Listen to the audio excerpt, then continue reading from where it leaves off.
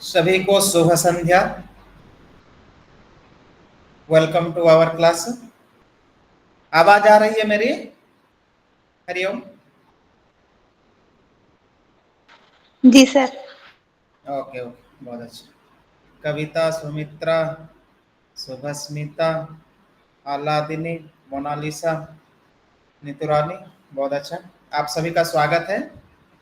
तो आज हमारी ये पहली कक्षा है आज की। अभी निरंतर आपको भी टाइम टेबल मिल गया होगा, समय सारणी के हिसाब से हम 6 बजे से 8 बजे तक जो संस्कृत का MSK 08 जो पेपर है उसमें जो कुछ भी विषय है, गद्य, पद्य, नाटक, चंपू, इसके बारे में चर्चा करेंगे। वैसे तो विषय बहुत विस्तृत है, बहुत सारे विषय हैं और हमें 8 दिन मिला है और इस 8 दिन में हम इसको कवर करेंगे। और आप में जो समस्या है उन्हें समस्याओं का भी समाधान करेंगे। कुछ प्रश्न होगा, चर्चा करेंगे, कहाँ कहाँ आपको समस्या हो रही है इसके प्रति भी ध्यान देंगे। तो फिर से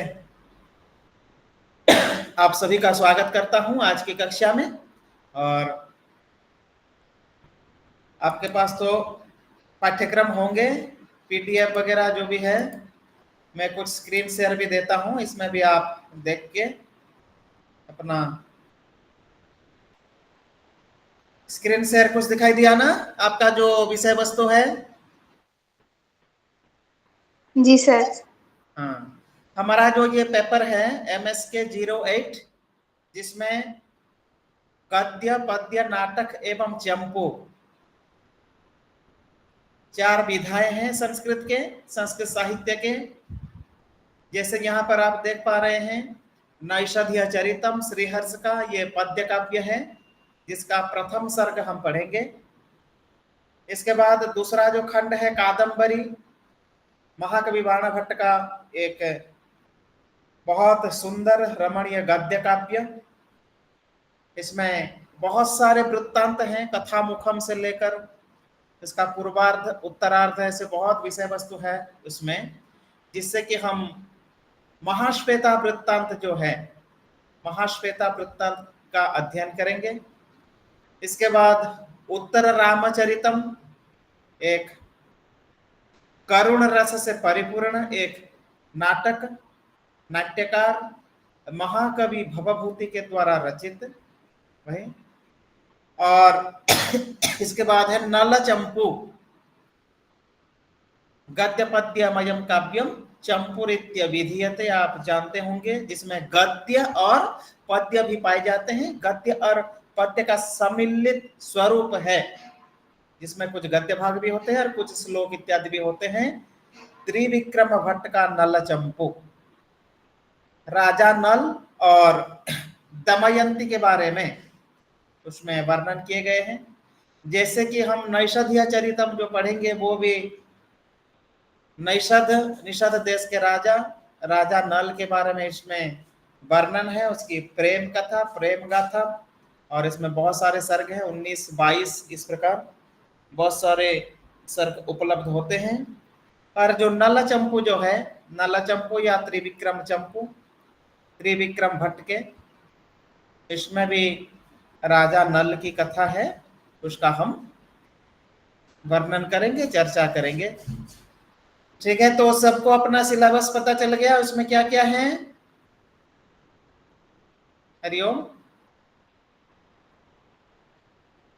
आज्ञा सर। हाँ, अच्छा, सब लोग उड़िया है ना? हिंदी हिंदी के भी होंगे ना स्टूडेंट्स? हम हिंदी में पढ़ेंगे तो अच्छा होगा, क्योंकि आप हिंदी में ही एग्जाम लिखेंगे। एग्जाम आप हिंदी में लिख रहे हैं या संस्कृत में? हिंदी में। हिंदी में। बहुत अच्छा। तो हम हिंदी में ही अध्ययन करेंगे और बीच बीच में कुछ प्रश्न उत्तर भी होंगे। मैं भी कुछ प्रश्न करूंगा, आप लोगों को भी अगर कुछ समस्याएं होंगी तो आप प्रश्न कर सकते हैं बीच बीच में। तो ये जो पाठ्यक्रम है हमारा, ये जो सिलेबस, इसमें जो 4 खंड हैं, पहले से पता था या आज पता चला? बस जानना चाहता हूँ। पता था सर। पता था। कुछ आप लोग पढ़े भी होंगे,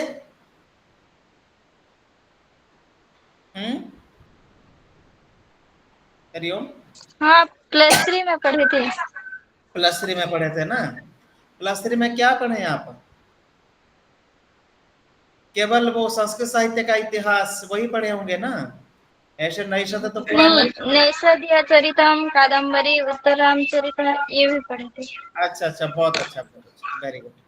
अच्छा, आपकी परीक्षाएं कब होगी सेकेंड ईयर की? दिसंबर में।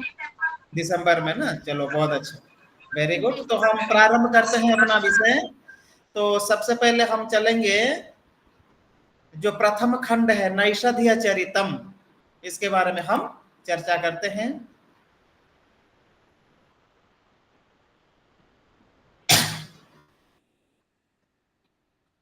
सिलेबस आपके सामने है।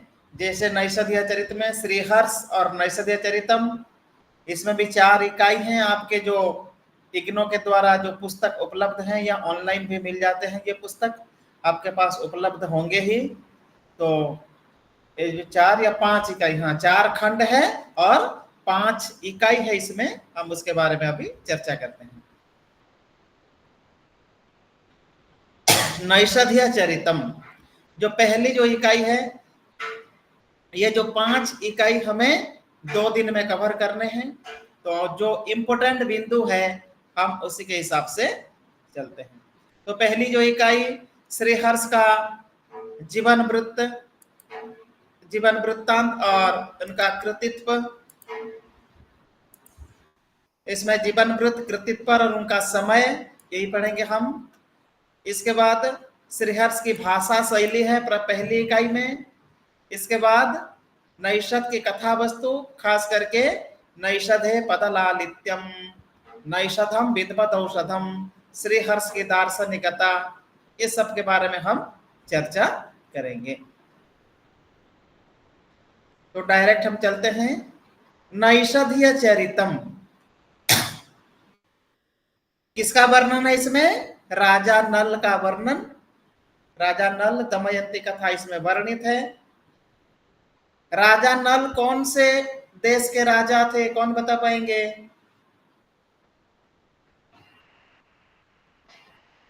निषद देश का राजा।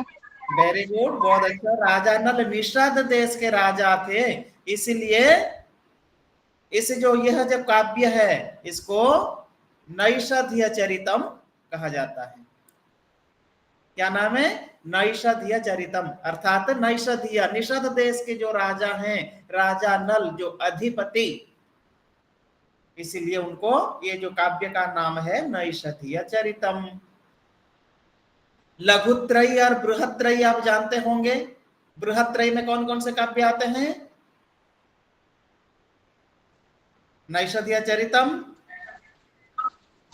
किरातार्जुनीयम, शिशुपालवधम और शिशुपालवधम। Very good. ये बृहत्रयी के अंतर्गत नैषधीय चरितम आता है। इस काव्य का संस्कृत साहित्य में बहुत महत्वपूर्ण स्थान है। यहाँ पर कुछ वाक्य लिखे हुए हैं, देखिए। उदिते नैषधे काव्ये क्व माघः क्व भारविः। जो नैषधीय चरितम, इसके रचयिता कौन है? महाकवि श्रीहर्ष। उससे पहले भी बहुत सारे कवि हुए हैं। महाकवि माघः शिशुपाल वध के रचयिता, महाकवि भारवी किरातार्जुनीयम के रचयिता, और भी कालिदास इत्यादि, भाषा कालिदास, अश्वघोष इत्यादि बहुत सारे कवि हुए हैं। लेकिन उनके काव्य कविताओं में जितनी सुंदरता थी, जितना काव्य सौंदर्य था, विषय वस्तु की गरिमा जितनी थी, श्रीहर्ष के काव्य में उससे कई गुना ज्यादा विषय वस्तु, कई गुना ज्यादा रसास्वाद मिलता है। इसलिए कहा जाता है उदिते नैषधे काव्ये क्व माघः क्व च भारवी, अर्थात जब नैषधीय काव्य का उदय हुआ, जब श्रीहर्ष ने नैषधीय काव्य की रचना की, इसके बाद क्या हुआ? माघ के शिशुपाल वध, महाकवि भारवी के जो किरातार्जुनीयम जो काव्य है, वो काव्य भी पीछे रह गए। अर्थात नैषधीय काव्य की जो गरिमा है, महाकवि माघ के शिशुपाल वध से और किरातार्जुनीयम जो काव्य है भारवी के, इससे भी बहुत बड़ा महाकाव्य। और ये काव्य जब आया संस्कृत जगत में तो सारे काव्य निष्प्रभ हो गए बिल्कुल, ठीक। और इनके जो रचयिता हैं श्रीहर्ष नैषधीय चरितस्य, उनके चरित की रचयिता, उनके जीवन वृत्त पहले देख लेते हैं। श्रीहर्ष कविराज राजे मुकुटालंकार हिरः सुतम श्री हिरः सुशोभ जितेंद्रिया चयम मामल्ल देवी चयम। उनके पिताजी का नाम क्या था? हीरः। श्रीहर्ष के जो पिताजी थे हीर, और उनके माताजी का नाम बताइए। जी मामल्ल देवी। Very good. उनके पिताजी का नाम माताजी का नाम मामल्ल देवी और पिता का नाम हीरः। ऐसे श्रीहर्ष के बारे में बहुत कुछ वृत्तांत, बहुत सारी कहानियां सुनने को मिलती है। एक बार क्या होता है, श्रीहर्ष के जो पिताजी वो बहुत बड़े विद्वान थे, प्रसिद्ध विद्वान, मिथिला के निवासी, मिथिला जो बिहार में स्थित है। एक बार क्या हुआ, उदयनाचार्य न्यायिक आप जानते होंगे, उदयनाचार्य से वो परास्त हो जाते हैं शास्त्रार्थ में, ठीक है। और ये पराजय का जो दुख वो सहन नहीं कर पाते हैं, मृत्यु तक, अंतिम काल तक वो पराजय उनको कष्ट देता था। और एक बार उनके जो पुत्र श्रीहर्ष को पास बुलाकर बोले कि बेटा मेरी यही इच्छा है कि आप एक बहुत बड़े विद्वान बनो और शास्त्रार्थ में आप उदयनाचार्य जी को परास्त करो। ये इच्छा थी, किसकी इच्छा थी? श्रीहर्ष के पिता की। Very good. श्रीहर्ष जी के जो पिताजी थे उनकी इच्छा थी। तो उनके पिता की जो इच्छा को परिपूर्ण करने के लिए श्रीहर्ष ने गंगा तट पर जाकर चिंतामणि मंत्र का जाप किया। उनके तपस्या में वो लीन हो गए और बाद में भगवती त्रिपुरा सुंदरी की आशीर्वाद प्राप्त हुआ और बहुत बड़े विद्वान बन गए। उन्होंने संस्कृत में ऐसे ऐसे काव्य कविताएं लिखे, ऐसे ऐसे शब्दों का प्रयोग किया कि लोगों को समझना भी कष्ट, मतलब मुश्किल होता था। फिर उन्होंने बाद में उदयनाचार्य को भी परास्त किया शास्त्रार्थ में और उन्होंने काव्य लिखना शुरू कर दिया, लेकिन भाषा बहुत कठिन था। तो फिर किसी ने, उनके गुरुजी ने या वो भगवती ने फिर उसको आदेश किया कि आप रात में कुछ दही खाइए, दही खाने से, रात को दही खाने से थोड़ा ज्ञान कम हो जाता है, इसीलिए फिर ज्ञान कम हुआ और उन्होंने काव्य कविता लिखना शुरू किया, जो कि बाद में लोगों को समझने में आसानी हुई। इस प्रकार बहुत सारी कहानियां हैं उसके बारे में। और यही है उनके माता पिता का नाम, और वो कौन से राज्य के थे? मिथिला के निवासी थे। इस प्रकार फिर उनका कृतित्व, बहुत सारे काव्य कविताएं प्राप्त होते हैं श्रीहर्ष के। स्थैर्य विचारण प्रकरणम, विजय प्रशस्ति, खंडन खंड खाद्यम। ये जो स्थैर्य विचारण एक दार्शनिक ग्रंथ है। विजय प्रशस्ति, ये राजा जयचंद्र के पिता विजय चंद्र की वीरता से संबंधित ये काव्य है, जिसमें प्रशस्ति उनकी प्रशंसा की गई है। एक खंडन खंड खाद्यम, ये भी एक दार्शनिक ग्रंथ है। बहुत सारे दार्शनिक सिद्धांतों को ये खंडन खाद्य प्रस्तुत करता है। गौड़ोर भी ये कुल प्रशस्ति, एक भी एक प्रशस्ति ग्रंथ है। बंगाल के किसी राजा के बारे में इसमें प्रशंसा की गई है। अर्णव वर्णनम, अर्णव नाम समुद्र, समुद्र का वर्णन किया गया है इसमें। छिंद प्रशस्ति, छिंद नामक एक राजा की प्रशस्ति, प्रशंसा की गई है इस काव्य में। शिव शक्ति सिद्धि, और शिव शक्ति ये शीर्षक से पता चलता है शिव और शक्ति पार्वती जी की साधना से संबंधित बहुत सारे श्लोक प्राप्त होते हैं। नवसह सांक चरित चंपू, एक चंपू काव्य जो गद्य पद्य मिश्रित और नैषधीय चरितम, ठीक है, इसमें 22 सर्ग हैं और 2803 श्लोक हैं। बहुत बड़ा महाकाव्य है ये जो नैषधीय चरित है। पुनः ईश्वराभिसंधि, यहाँ थोड़ा मिस्टेक है, ईश्वराभिसंधि ग्रंथ, ईश्वर के बारे में यहाँ पर बहुत सारे ऐसे वर्णन है, ये उनके कृतित्व। और श्रीहर्ष का जो समय है, ब्लूहर नामक एक विचारक ने श्रीहर्ष के समय बताते हैं। वो कान्यकुब्ज के राजा जयचंद के आश्रित थे। राजा जयचंद के बारे में जयचंद्र प्रशस्ति वो लिखे हैं और उसकी राजसभा में वो कवि थे और उनका समय है 1163 से 1194 तक।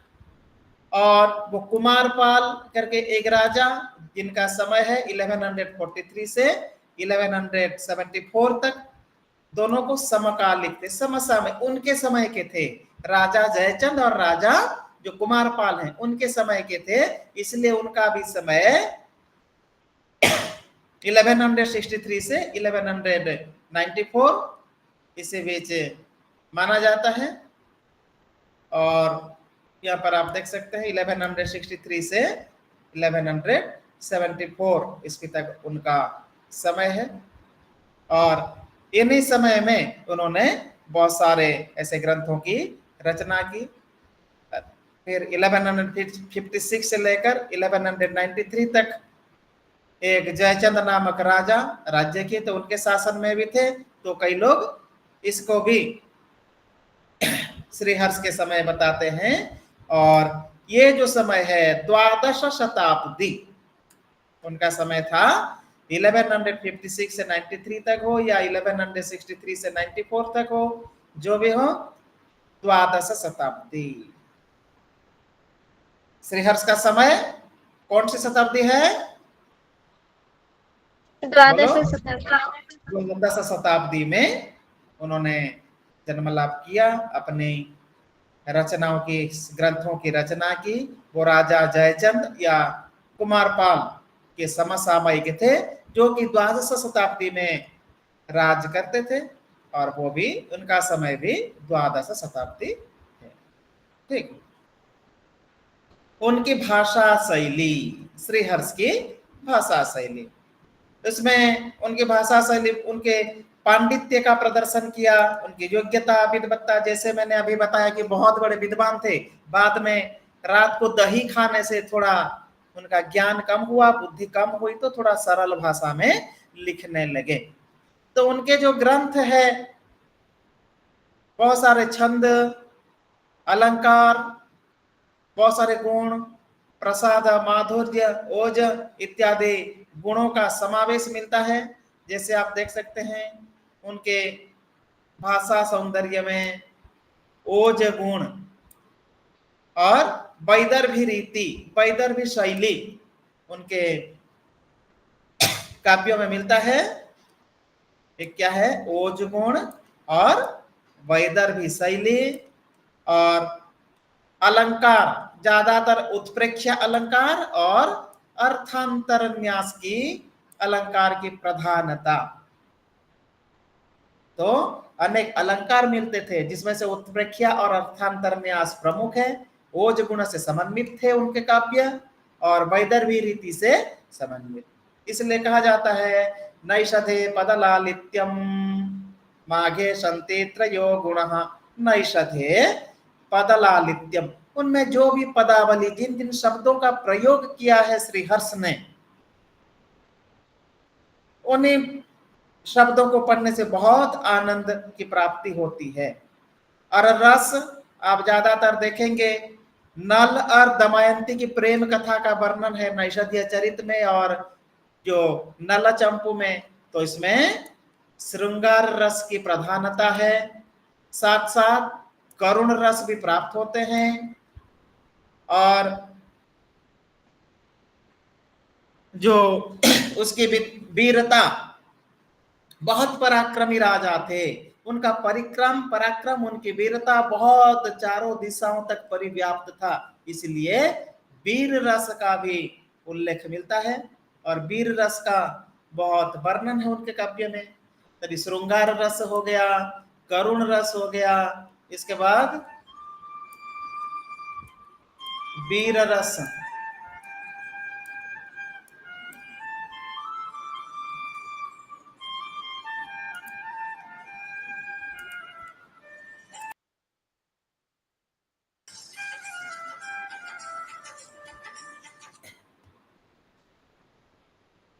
वीर रस भी प्राप्त होते हैं।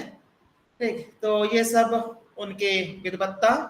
हाँ, जैसे आपने बताया था, तावद भावार वेरवाते यावन माघस्य नोदयः उदिते नैषधे काव्ये क्व माघः क्व च भारविः।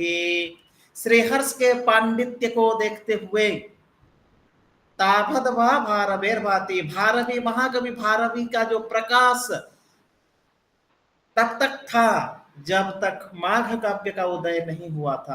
अर्थात जब महाकवि माघ ने शिशुपाल वध काव्य की रचना की, तब महाकवि भारवी की जो विद्वत्ता समाप्त हो गई। फिर इसके बाद उदिते नैषधे काव्य, जब नैषध काव्य का आविर्भाव हुआ, फिर क्व माघः क्व च भारवी, फिर माघ कौन है, भारवी का नहीं, वो दोनों की विद्वत्ता, दोनों का जो यश था वो समाप्त हो गया। ठीक है, यही है इसकी विद्वत्ता और पांडित्य और उनका भाषा सौष्ठव, भाषा के बहुत सारा वर्णन, जैसे अभी मैंने बताया बहुत सारे गुण, खास करके प्रसाद गुण, वैदर्भी रीति, अर्थांतरन्यास अलंकार, साथ में उपमा अलंकार का भी प्रयोग किया, अनुप्रास अलंकार का भी प्रयोग है, उत्प्रेक्ष्य अलंकार, खास करके उत्प्रेक्षा एवं अर्थांतरन्यास, ये जो दो अलंकार ज्यादातर उन्होंने प्रयोग किया। यहाँ पर आप प्रासाद, माधुर्य गुण, ऐसे बहुत सारे श्लोक हैं, इन श्लोकों में पाए जाते हैं। और ये भावाभिव्यक्ति ये टोटल है। तो आगे चलते हैं, ये एक श्लोक है जो प्रथम सर्ग में बहुत सारा बहुत इंपोर्टेंट श्लोक है। इस श्लोक का व्याख्या आता है परीक्षा में। हाँ, यदस्य यात्रा सुबलोद्धतं रजः स्फुरत् प्रतापानल धूम मंजीम तदेव गत्वा पतितं सुधाम्बुधौ दधाति पंकेमवदंकतां विधौ।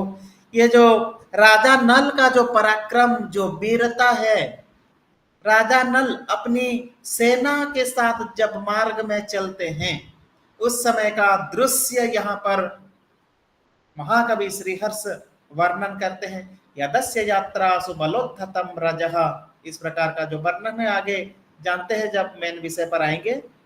और दमयंती का जो वर्णन जो इसमें प्राप्त है, ध्रुतसारमिवेन्दु मंडलम दमयंती बदनाय वेदसा ध्रुत मध्य विलम विलोक्यते ध्रुत गंभीर खनि खनि लीम इति। इस प्रकार वर्णन सुन रहे हैं ना? हरिओम, आवाज आ रही है? जी सर। ये जो श्लोक है इसमें नल का पराक्रम, उनके जो सैन्य का वर्णन, राजा नल की जो सेना वाहिनी पराक्रम के लिए, युद्ध के लिए, विजय यात्रा के लिए आगे चलती है, उस समय का वर्णन बहुत इंपॉर्टेंट है, इसको याद करना है। प्रथम सर्ग में है। इसमें दमयंती का जो स्वरूप वर्णन, ठीक है, और रस के दृष्टि से भी बहुत, जैसे मैंने बताया, श्रृंगार रस, अंगी रस है, इसके साथ वीर रस का, हास्य रस का प्रयोग है, करुण रस का भी प्रयोग है। जैसे करुण रस का प्रयोग तब हुआ है राजा नल और दमयंती की जो विरह वेदना, विरह दशा का वर्णन इसमें प्राप्त होते हैं। ठीक है, संभोग श्रृंगार, विप्रलंभ श्रृंगार, इसका वर्णन है। तो अनेक रसों का भी समावेश इसमें प्राप्त होता है, लेकिन खास करके श्रृंगार रस इसमें मुख्य रस है।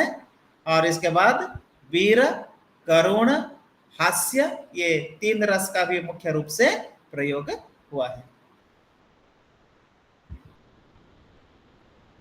ये भी एक बहुत इंपॉर्टेंट श्लोक है, प्रथम सर्ग में है। मदेक पुत्रा जननी जरातुरा नव प्रसूतिर बरटा तपस्विनी, ये जो वह है ना, ये नव प्रसूति है, या थोड़ा प्रॉब्लम है। नव प्रसूति। मदेक पुत्रा जननी जरातुरा, नव प्रसूतिर बरटा तपस्विनी, कतिस्तयोरे सजनस्तमर्दयन्नहो, विधित्वां करुणारुणधिन। राजा नल उस करिणी के समीप विचरण कर रहे, भ्रमण कर रहे हैं, और उस समय एक हंस को पकड़ लेते हैं राजा नल। उस समय एक हंस का ये विलाप है, हंस विलाप पढ़ेंगे, अंत में है। तो हंस क्या कहता है राजा को, मदेक पुत्रा जननी जरातुरा, मत एक पुत्रा जननी, मेरी माता की मैं एकमात्र पुत्र हूं, वो वार्धक्य अवस्था में है। नव प्रसूति बरटा तपस्विनी, तपस्विनी मेरी जो पत्नी है, नव प्रसूति बरटा, वो गर्भवती है, नव प्रसूति। कतिस्तयोरेस जनस्तमर्दयन् अहो, वो विधाता को कहते, हे विधाता, हे भगवान, हे प्रभु, आपने क्या किया, मुझे इस राजा के हाथ मुझे समर्पण कर दिया, इस राजा ने मुझे पकड़ लिया है, हे विधाता, हे विधि, आपको क्या दया नहीं आ रही है मेरे ऊपर। विधित्वाम करुणारुणधिन, हे विधि, हे विधाता, हे भाग्य, क्या मेरे ऊपर आपकी दया नहीं आ रही है। इस प्रकार वो वर्णन करता है। बहुत इंपॉर्टेंट श्लोक है, इसको याद करना है। मदेक पुत्रा जननी जरातुरा, प्रश्न आएगा, हंस विलापम वर्णयत। ठीक, ठीक है ना, हरिओम। हाँ, शाबाश। फिर विप्रलंब श्रृंगार का भी वर्णन है। पदे पदे संति भटा रणोद्भटा न तेषु हिंसा रस एष पूर्यते, दिगिदृशं ते नृपते कुविक्रमं कृपाश्रये यः कृपणे पतत्रिणी। ये भी जो राजा नल जब जंगल में, वन में विचरण करते हैं, उसी समय का वर्णन यहाँ पर। उनकी जो सेना वाहिनी आगे चलती है, पदे पदे संति भट्टा रणोद्भटा, युद्धम कर्तुम उद्यता, युद्ध करने के लिए जो तत्पर है उनकी सेना, उनके सैनिक, उसका वर्णन इसमें किया गया है। सैनिकों का वर्णन, प्रचंड पराक्रम का वर्णन इसमें प्राप्त होते हैं। देखिए ये सब, ठीक, ऐसे और भी बहुत इसमें वर्णन है। हम जो इम्पोर्टेंट है उसी को टच करते हुए जाएंगे, क्योंकि विषय बहुत है और हमें 2 दिन मिला है इसके लिए, नैषध के लिए। जैसे 4 काव्य है तो हमें 2-2 दिन देना होगा समय। नैषध की विषय वस्तु, हाँ ये थोड़ा जान लीजिए। नैषध की जो विषय वस्तु है, प्रथम सर्गी, नल और दमयंती का एक दूसरे के प्रति अनुराग, और दमयंती और नल एक दूसरे के गुणों को स्मरण करते हुए आकृष्ट हो जाते हैं। कौन, राजा नल और दमयंती, क्या सुनकर, हाँ, एक दूसरे के गुण को समझे। वेरी गुड, एक दूसरे के गुण को देखकर। और इसमें नल का वन विहार का वर्णन है, और वो हंस विलाप इसका वर्णन है। अच्छा, एक चीज मैं क्वेश्चन करूंगा अभी। नल और दमयंती एक दूसरे से आकृष्ट हुए हैं, क्या इन दोनों ने एक दूसरे को पहले से देखे हैं? नहीं, नहीं देखे, केवल सुनकर। ठीक है, वो कौन सा एक फिल्म है ना, सिर्फ तुम, फिल्म देखे होंगे आप लोग, देखे? हरिओम। नहीं सर, नहीं देखे। हाँ, ये जो एक सिर्फ तुम एक फिल्म है, मैं भी बचपन में दिखा था, आज से 20 साल पहले, अभी याद नहीं है। उस समय की थे जो हीरो हीरोइन होते हैं ना, एक दूसरों को कभी देखे नहीं थे, केवल कुछ निशान था या ऐसा कुछ था, एक दूसरे से वो आकृष्ट थे और केवल ऐसे ही प्रेम करने लगे थे एक दूसरे को। और उनका मिलन कब होता है? मिलन तो होता है बीच बीच में फिल्म के अंदर, लेकिन ये हीरोइन को पता नहीं है कि ये हीरो है, और हीरो को पता नहीं है कि ये हीरोइन है। कब पता चलता है? लास्ट को, फिल्म का लास्ट जो 2 मिनट रहता है तब उनको पता चलता है कि ये हीरो है और यह हीरोइन है। ठीक है, हरिओम। जी हाँ, यहाँ पर भी इस प्रकार की स्टोरी है। प्रथम सर्ग में नल और दमयंती एक दूसरे को देखे नहीं है, उनके गुणों को सुनकर, गुणों को सुनते हुए उन्होंने एक दूसरे के प्रेम पास में आबद्ध हो जाते हैं, इसका वर्णन है। और जो दूसरा सर्ग हंस की कृतज्ञता, राजा हंस को छोड़ देते हैं, दमयंती का गुण वर्णन इत्यादि। फिर हंस का दमयंती के सामने नल का, फिर हंस जाता है दमयंती को राजा नल का गुण सुनाते हैं। चौथा सर्ग में दमयंती की विकलता, दमयंती का उद्वेग राजा नल से मिलने के लिए। दमयंती किसकी पुत्री थी? राजा भीमसेन की पुत्री। वो राज्य कौन सा है देखेंगे आगे। हाँ, विदर्भ, विदर्भ राज। हाँ, भीमसेन की पुत्री। पांचवा सर्ग में इंद्र, अग्नि, यम, वरुण इत्यादि देवता नल को दूध बनाकर दमयंती के पास भेजते हैं, फिर नल अदृश्य हो जाते हैं, इस प्रकार का वर्णन है। ठीक है, ये सब आप देख लीजिए। जो टोटल 22 सर्ग में कौन कौन सा विषय वस्तु है, थोड़ा बहुत जानकारी होनी चाहिए। इसके बाद नैषधे पदलालित्यम,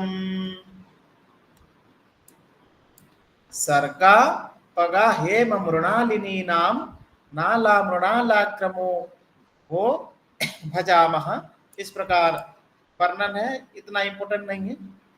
नलिनम मलिनम विभ्रुणवती, ये सब भी नहीं पढ़ेंगे तब भी चलेगा, क्योंकि हमें प्रथम सर्ग में जो श्लोक है, जो विषय वस्तु है, इसको ज्यादा इंपोर्टेंट देंगे। ठीक, ये सब। नैषधम विद्वद औषधम, प्रश्न आता है एग्जाम में। नैषधम विद्वद औषधम अर्थात नैषध जो महाकाव्य है, विद्वद औषधम विद्वानों का औषध है। किसी भी पंडित को, विद्वान को कहीं पर कुछ समस्या हो जाती है, शंका उत्पन्न हो जाती है, अपने प्रश्नों का समाधान नहीं पाता है, तो वह विद्वान किसका अध्ययन करता है? उसका समाधान कौन से ग्रंथ से मिलता है? नैषधीय चरितम। नैषधीय चरित में उसका समाधान उसको मिल जाता है। इसलिए कहा जाता है नैषधम विद्वद औषधम। चाहे किसी भी रस, छंद, अलंकार, गुण, रीति, वृत्ति कुछ भी हो, सब नैषध के जो काव्य कविताओं में, ये जो नैषध राजा श्रीहर्ष जो हैं, वो भी एक राजा थे, उनके काव्य कविता में प्राप्त होते हैं। खंडन खंड खाद्यम, इसमें सभी दार्शनिक सिद्धांत, अद्वैत वेदांत के सभी तत्व उसमें मिल जाते हैं। सांख्य, योग, न्याय, वैशेषिक, मीमांसा, वेदांत, बौद्ध दर्शन, सभी दर्शनों का सार खंडन खंड खाद्य जो है उसमें प्राप्त हो जाते हैं। नैषधीय काव्य में रस, छंद, अलंकार, गुण, रीति, वृत्ति सभी, जैसे मैंने बताया, सभी तत्व प्राप्त हो जाते हैं। बाकी अन्य शास्त्र में भी इसी प्रकार बहुत सारे चीज, जो साहित्य रस, साहित्य के जो तत्व हैं वो प्राप्त हो जाते हैं। ये श्लोक याद करना है आपको। हाँ, नैषधम विद्वद औषधम लिखना है। साहित्ये सुकुमार वस्तु दृढ़ न्याय गृह ग्रंथिले तर्के वा मैषम विधातरि समम लीलायते भारती।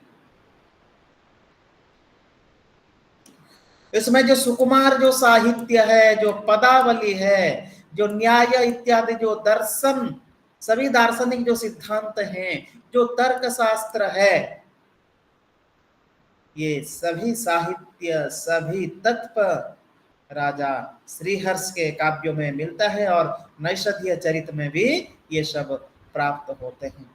इसलिए कहा जाता है नैषधम विद्वद औषधम। उनकी दार्शनिकता, जैसे अभी बताया, खंडन खंड खाद्यम में सभी दार्शनिक सिद्धांत, अद्वैत वेदांत, हमारे षड दर्शन, षड आस्तिक दर्शन, नास्तिक दर्शन, सभी के बारे में वर्णन प्राप्त होते हैं। वैशेषिक दर्शन, जैसे पदार्थों का वर्णन, सभी उसमें मिल जाते हैं। ठीक है, और ऐसे बहुत कुछ है। ये पहली इकाई का जो सारांश है उनकी। अभी देखिए प्रश्न, श्रीहर्ष के जीवन परिचय एवं कृतित्व पर प्रकाश डालिए। उनका जीवन परिचय लिख पाएंगे? हरिओम। उनके माता पिता, उनका राज्य कौन सा था?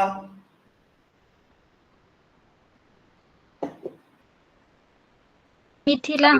हाँ हाँ, उनका जो राज्य और उनका जो कृतित्व, बहुत सारे जो ग्रंथ है जैसे अभी छिंद प्रशस्ति, खंडन खंड काव्यम, गौड़र तिलक, प्रशस्ति तिलक, इस प्रकार बहुत सारे ग्रंथ अभी जैसे बताए। नैषधम विद्वद औषधम, किसी भी विद्वान को कहीं पर भी शंका हो जाती है तो नैषध जो काव्य है उसका अध्ययन करने के पश्चात समस्याओं का समाधान हो जाता है। सभी रस, छंद, अलंकार, गुण, रीति, वृत्ति, दार्शनिक सिद्धांत, तर्क, न्याय, एवरीथिंग उसमें प्राप्त हो जाते हैं। नैषधे पदलालित्यम, अनेक पदों का भी वर्णन है उसमें, उदाहरण आगे आएगा। और उनकी जो दार्शनिकता, बहुत सारे दार्शनिक सिद्धांत, अद्वैत वेदांत के बारे में, तर्क के बारे में, न्याय के बारे में, वैशेषिक सिद्धांत में जो वर्णन किए गए अनेक पदार्थों का भी विवेचन उनके शास्त्रों में प्राप्त होते हैं। ठीक है। इसके बाद ये है प्रथम सर्ग का जो विषय वस्तु,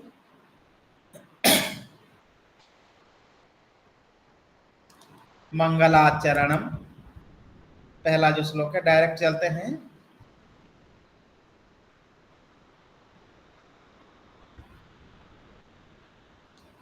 जैसे संभोग श्रृंगार, विप्रलम श्रृंगार इत्यादि करुणा, वीर, हास्य रस प्राप्त होते हैं, ये तो पढ़ लिए हैं। मंगलाचरणम, काव्य की निर्विघ्न परिसमाप्ति के लिए मंगलाचरण की जाती है। मंगलाचरण कितने प्रकार के हैं? 3 प्रकार के। 3 प्रकार, कौन कौन से? पादात्मक, वस्तु निर्देशात्मक, नमस्कारात्मक। Very good. यहाँ पर राजा श्रीहर्ष ने कौन सा मंगलाचरण का प्रयोग किया?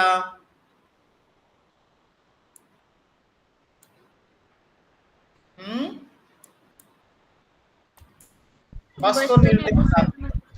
ठीक है, किसी कथा वस्तु के बारे में जहां पर वर्णन होता है वस्तु निर्देशात्मक मंगलाचरण होता है। मंगलाचरण करते हैं अभी। निपीयजस्य क्षितिरक्षिणः कथां तथा द्रियन्ते न बुधा सुधामपि न लहसित छत्रित कीर्तिमंडलः सरासिरासिन महसां महोज्ज्वलः। ये वंशस्थ छंद में है। वदन्ति वंशस्थविल जतौ जरौ, ज त ज र, 4 गण का इसमें प्रयोग हुआ है प्रत्येक चरण में। निपीयजस्य क्षितिरक्षिण कथाम, क्षितिरक्षिण क्षितिम रक्षतीति, क्षितिरक्षी क्षितिरक्षिणः, क्षितिरक्षणम जस्य कार्यम, जिसका कार्य है, अर्थात राजा। जिस राजा के बारे में श्रवण करने के पश्चात पंडित लोगों को अमृत भी अच्छा नहीं लगता है, तथा द्रियन्ते न बुधा सुधामपि। यस्य क्षितिर, अन्वय को देखिए, जिस राजा के कथा को श्रवण करने के बाद पंडितों को भाई अमृत भी अच्छा नहीं लगता है। राजा नल का जो वृत्तांत, उनका जो गुणगान अत्यंत रमणीय था, अत्यंत रसान्वित, उसको सुनने के बाद और दूसरी चीज सुनने की इच्छा नहीं होगी। कोई अमृत भी ला के सामने रख देगा तो अमृत पान करने की भी इच्छा नहीं होगी। नलः सित छत्रित कीर्ति मंडलः, नलः सित छत्रित कीर्तिमन, उनकी जो यश राशि थी, राजा नल का जो यश था, जो सम्मान था, जो ख्याति थी, जो प्रसिद्धि थी, एक छत्र के रूप में राजा नल को ढक कर रखते थे। राजा नल का एक छत्र था। आजकल बरसात का मौसम है, हम क्या करते हैं, गर्मी से सर्दी से बचने के लिए क्या प्रयोग करते हैं? हाँ, हरिओम। छतरी। राजा नल के पास भी एक छतरी था बहुत अच्छी। वो किससे बना हुआ था? हाँ, उनके गुणों से। राजा नल के इतने सारे गुण थे, उन गुण से एक छत्र बन गया था, और इस छत्र ने राजा नल को हमेशा ढक कर रखता था। ठीक है, सीता छत्रित कीर्ति मंडल। और उसमें जो दंड था, ये दंड किसमें बना था? गोल्ड, सुवर्ण का दंड था उस छत्री में। आया ना समझ में? हरिओम। जी सर। हाँ, हम जो छतरी यूज करते हैं बरसात में, वो वाली छतरी नहीं, गुणों का छतरी। ये गुणों का समावेश था राजा नल में, जो कि उनको हमेशा प्रसिद्धि प्रदान करती थी, और उनके गुणों को सुनने के बाद दूसरे चीज श्रवण करने की इच्छा नहीं होती थी। ठीक है, ये वंशस्थ छंद में है, और इसमें अनुप्रास अलंकार का प्रयोग हुआ है, इसमें व्यतिरेक अलंकार का भी प्रयोग हुआ है।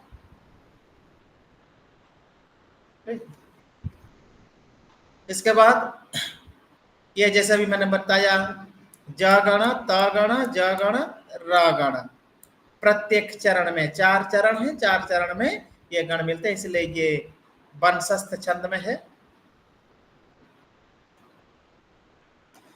श्लोक नंबर 2 से 7 तक राजा नल का गुण वर्णन। रसै कथा जस्य सुधावधेरिणी नलहस भुजानेरबुद्गुणाद्भुतः सुवर्ण दंडैकसितात पत्रित ज्वलत प्रतापावलि कीर्ति मंडलः। रसै कथा रस्य सुधावधेरिणी। नल की जो कथा है ना, इसको कथा में इतना रस है, वो अमृत को भी पीछे छोड़ देती थी। सुधावधिरिणी, सुधा अवधिरिणी, सुधा को, अमृत को भी वह तिरस्कार करने वाली थी, अमृत को भी पीछे। अमृत सब जानते हैं, देवता लोग पान करते हैं अमृत का रस, अत्यंत रसान्वित होता है, मधुर होता है, बहुत दिव्य आनंद प्रदान करता है। लेकिन राजा नल की जो कथा है, यह कथा अमृत को भी पछाड़ देती थी। अरे अमृत कुछ नहीं है राजा नल के सामने। ऐसे ऐसे गुणों से परिपूर्ण थे राजा नल। सुवर्ण दंडे कसितात पत्री तक, और उनका जो छत्र जो था, एक सुवर्ण दंड से निर्मित था, और कीर्ति मंडल, उनके कीर्ति मंडल से वह छत्र बना था। ऐसे राजा नल थे। फिर उनका फिर गुण का वर्णन तीसरा श्लोक में। पवित्रमा पवित्रमत्रा तनोते जगत योग स्मृता रसख्यालन एव यत्कथा कथम न सा मद्गिरमाभिलामपि स्वसेवेनिमेव पवित्रयिष्यति। जो कोई भी राजा नल की यात्रा जो गई संसार में, इस कथा को स्मरण करने के बाद लोग पवित्र हो जाते थे। इस कलयुग में, इस संसार में जो भी राजा नल की प्रसंग, राजा नल का गुण कीर्तन को सुनता था, वह पवित्र हो जाता था। और जैसे यहाँ पर है, संसार को जल से धोने के समान, हम पवित्र होने के बाद, जल से स्नान करने के बाद पवित्र हो जाते हैं। अगर राजा नल के कथा हम श्रवण कर लिए हैं, तो जल से स्नान करने की भी आवश्यकता नहीं होगी, हम पवित्र हो जाएंगे। इस प्रकार का वर्णन।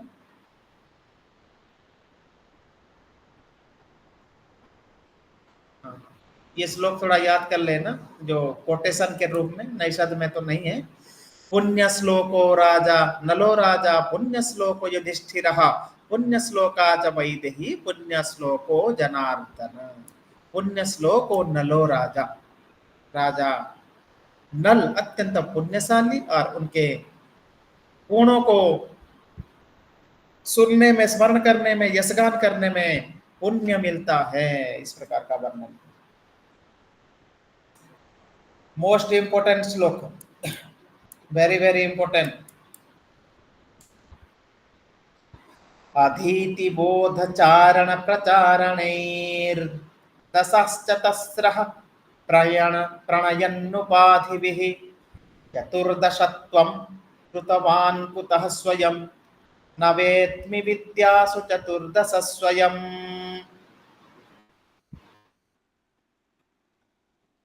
किस किस चीज का नॉलेज था, किन किन शास्त्रों के ऊपर राजा नल का ज्ञान था, उसका वर्णन इस श्लोक में किया गया है।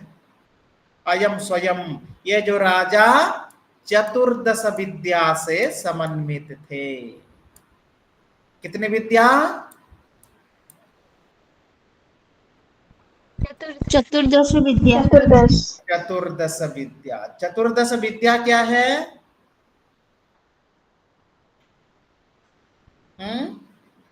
जानते हैं? नहीं। हाँ, सब नहीं सर। हाँ, थोड़ा जान लीजिए, आप व्याख्या में लिखेंगे भी। राजा नल चतुर्दश विद्या से समन्वित थे। एक श्लोक है, अंगानि वेदाश्चत्वारो मीमांसा न्याय विस्तरः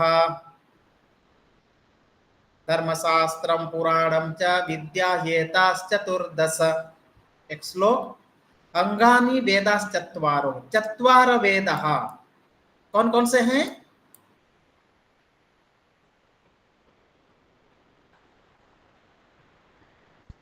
ऋग्वेद, यजुर्वेद, सामवेद, अथर्ववेद। Very good. अंगानि वेदाश्चत्वारो, वेदों के अंग हैं। कितने अंग हैं? 16 अंग। कानि 6 अंग क्या हैं? शिक्षा, कल्प, निरुक्त, व्याकरण, छंद, ज्योतिष। वेरी गुड, बहुत अच्छा। ये हो गया 10 और 4 धर्मशास्त्रम, पुराणम और न्याय एवं मीमांसा। बाकी 4 क्या हैं? धर्मशास्त्र, पुराण, न्याय और मीमांसा। ये हो गए 4। हो गया ना टोटल 14।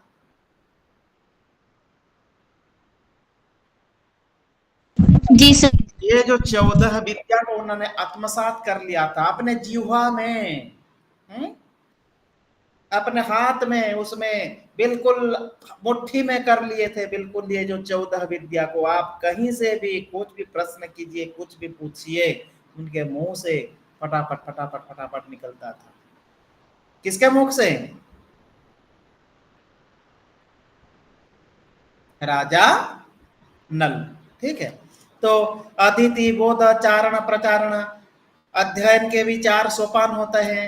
अदिति, बोध, चरण, प्रचारण। ये 4 सोपान के माध्यम से अध्ययन करना, समझना, चारण, स्वाध्याय, प्रवचन करना, ऐसे 4 उपाय से उन्होंने चतुर्दश विद्या, 14 विद्या को आत्मसात कर लिया था। चतुर्दशत्वं कृतवान कुतः स्वयं चतुर्दश विद्या का, 14 विद्या का एक स्वरूप बन गए थे राजा नल। ठीक, आगे अमुष्य विद्या, ये भी इंपॉर्टेंट है। स्टार्टिंग से कुछ श्लोक इंपॉर्टेंट मिलते हैं, ये सब ध्यान रखना है, नोट्स कर लीजिए। इंपॉर्टेंट श्लोक, अमुष्य विद्या रसनाग्र नर्तकी त्रैव नीतांग गुणेन विस्तरम अगाहताष्टादशतां जिगिषता जिगिषया नवद द्वयद बी, थोड़ा मिस्टेक है शायद, नवद दवद बीवत पृथक जयाश्रियाम। चलो जो भी है, अमुष्य, इस नल ने कितने विद्या को प्राप्त किया था? 14, 14 विद्या। रसनाग्र नर्तकी, रसन माने जीवा, ठीक है, और उनके जीवा में निवास करते थे ये 14 विद्याएं। उन्होंने इतने से भी संतुष्ट नहीं हुआ, ये 14 विद्या को उन्होंने क्या किया? 18 विद्या कर दिया, 18 विद्या का ज्ञान प्राप्त कर लिया। अगाहता अष्टादशताम, उन्होंने 18 विद्या, 18 विद्या, 14 विद्या तो पता है, 18 में और 4 विद्या आ जाएंगे, 4 उपवेद, 4 वेद के 4 उपवेद हैं। आयुर्वेद, गंधर्व वेद, धनुर्वेद एवं अर्थवेद, ठीक है ना? हरिओम। जी सर। जी। हाँ, जैसे 4 वेद उनके 6 अंग हैं, उसी प्रकार उपवेद भी 4 हैं। तो 14 प्लस 4 उन्होंने 18 विद्या, आयुर्वेद को पढ़ लिया, धनुर्वेद को पढ़ लिया, गांधर्व वेद को पढ़ लिया, अर्थवेद या अर्थशास्त्र को पढ़ लिया, आयुर्वेद ऋग्वेद का, धनुर्वेद यजुर्वेद का, गांधर्व वेद सामवेद का, और हमारा जो अर्थवेद अथर्ववेद का 4 उपवेद है। तो उन्होंने 18 विद्या को आत्मसात कर लिया। कुछ व्याकरण तत्व हैं, ये सब देखेंगे। शास्त्रानुकूल आचरण इतना इंपोर्टेंट नहीं है, ठीक है, चलेगा, इसको छोड़ते हैं।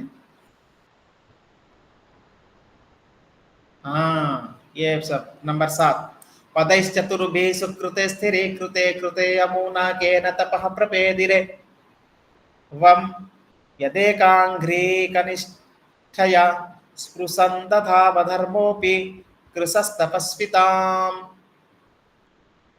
ये जो 4 पदों में थोड़ा देखते हैं।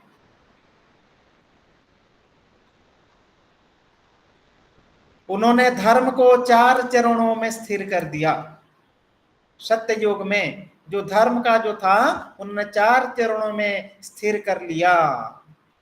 फिर थोड़ा देख लेते, 4 चरण क्या है, नीचे होंगे।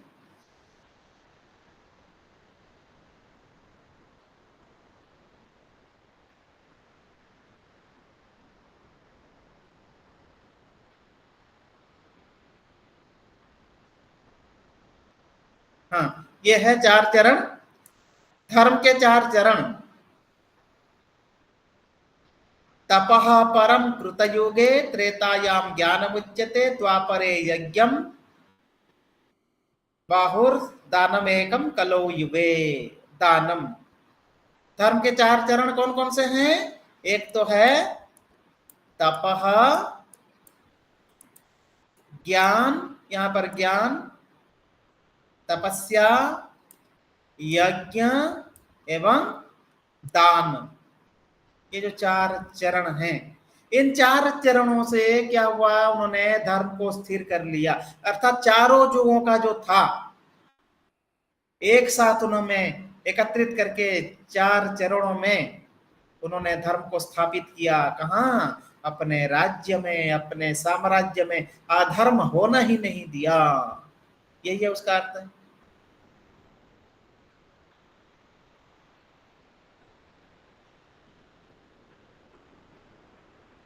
ठीक है, उन्होंने धर्म को स्थापित किया अपने साम्राज्य में, यही है। अभी महाराज नल की सेना संभार का वर्णन, अभी जो श्लोक मैंने पहले बताया था, आवाज आ रही है ना? जी सर। जी सर। हाँ, कितने लोग, 5-6 लोग हैं, कोई बात ठीक। बोर तो नहीं हो रहे हो ना? नहीं सर। ठीक। ये विषय ही ऐसा है, पढ़ने में आनंद आता है, बहुत आनंद आता है। अभी हम स्टूडेंट्स लाइफ में नहीं पढ़ते हैं, बाद में पढ़ने की बहुत इच्छा होती है। यदस्य यात्रासु बलोद्धतं रजः स्फुरत् प्रतापानलधूममञ्जिं तदेव गत्वा पतितं सुधाम्बुधौ दधाति पंकी भवदंकतां विधौ। यदस्य यात्रासु, जब राजा नल अपनी सेना वाहिनी के साथ, सैनिकों के साथ यात्रा करते थे, और जो मार्ग में जो धूल निकलती थी, जब घोड़े चलते थे आगे, तो रास्ते से क्या होता है, धूल निकलता है, और वो धूल जाके कहां पर गिरता है? समुद्र में गिरता है, समुद्र में। और मानो ऐसा लगता है वो चंद्रमा का कलंक की तरह लगता है। यहाँ पर जब राजा नल विजय यात्रा में निकलते हैं, यात्रासु बलोद्धतम रजः, जो घोड़े चलते हैं, घोड़े चलने से जो धूल निकलता है, वो धूल जाके कहाँ गिरते हैं? समुद्र में फैल जाते हैं। और वो कैसा दिखता है? किस प्रकार दिखता है? हरिओम। पंकी भवदंकताम विधौ, चंद्रमा में कलंक की तरह दिखता है। जो समुन्द्र में जो धूल रह जाता है, जो धूल गिरते हैं, वो धूल कहां से निकलते हैं? हरिओम।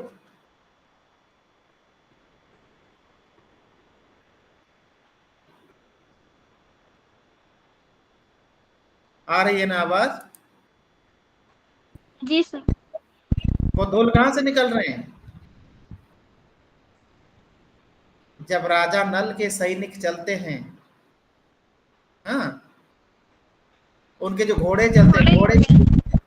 घोड़े जब दौड़ते हैं आगे तो धूल निकलता है, वो जाके कहाँ गिरते हैं? समुद्र में गिरते हैं। और मानो ऐसा लगता है कि वो चंद्रमा की कलक की तरह वह दिखता है। स्फुरत धनुर, इतना इंपॉर्टेंट नहीं है ये, छोड़ते हैं इसको। ये भी राजाओं के हमता, नल बहु से शत्रु नगरों के जलाने वाले। वो यह भी पराक्रम का वर्णन है, राजा नल का प्रताप का वर्णन। अनल पदकधारी पुरा नलोज्वलै, निज प्रतापैर बलयं ज्वलत भुवः, प्रदक्षिणे कृत्या जयाज सृष्टया, राज निराज न यास राजगः। राजा नल का प्रताप, अपने शत्रुओं को कभी छोड़ते नहीं है। शत्रु के जो नगर होता है, नगर को वो ध्वंस ही कर देते थे, दग्धीभूत कर देते थे। राजा नल का प्रताप, उज्ज्वलता इतनी तेज थी कि उससे अपने शत्रु स्वयं भस्मीभूत हो जाते थे। और वह राजा समग्र भूमंडल में विजय प्राप्त करते हुए सुशोभित होते थे। इसका वर्णन है। हाँ, इंपॉर्टेंट। निवारितास्तेन महितले खीले निरीति भावं गमितेति पृष्टयः, न तत्याजोर्नूनमनन्य विश्रमः, प्रतीप भूपाल मृगेदृशाम दृशः। उन्होंने समग्र भूमंडल में क्या किया था? अतिवृष्टि को भी निवारित कर दिया था। जो कुछ भी प्राकृतिक आपदाएं आती थी उसको भी उन्होंने निवृत्त करके रखता था।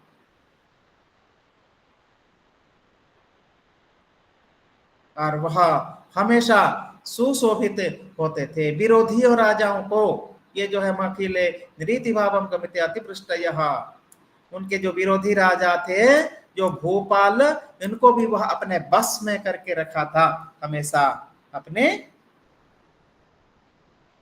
अधीन में रखा था। और राजा के इस शासन से बाकी वो राज्य के राजा भी संतुष्ट होते थे, और उन्होंने राजा नल के ऊपर कभी भी शत्रुता आचरण नहीं करते थे।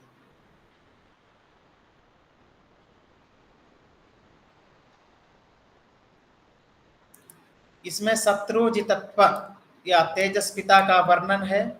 प्रतीप भूपैरिव किम ततो भिया, विरुद्ध धर्मै रपि भेत्रो तो जित्ता। इस प्रकार वर्णन है। जो राजा नल प्रतिकूल राजाओं के समान विरोधी धर्मों ने भी, अर्थात जो उनके विरोधी राजा थे, उन्होंने भी विरुद्ध आचरण करना छोड़ दिया। राजा नल से शत्रुता करना छोड़ दिए उन्होंने, राजा नल से मित्रता करने में हमेशा आगे आए। इसका वर्णन है इसमें। ये 14 नंबर इतना इंपॉर्टेंट नहीं है।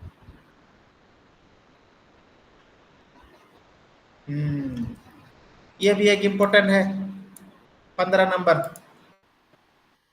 अयम दरिद्रो भवितेति वैदसिं लिपि ललाटेऽर्थ जनस्य जाग्रतिं, रोषान चक्रेल्पितकल्पपादपः, प्रणीय दारिद्र्य दरिद्रतां नृपः।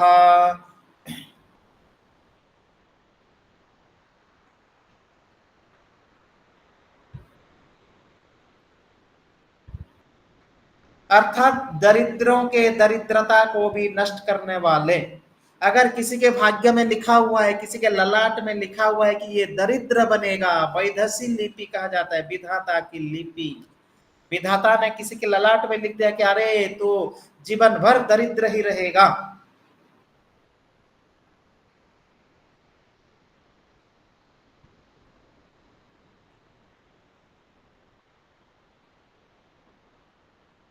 ठीक है, अर्थात वो दरिद्रता को भी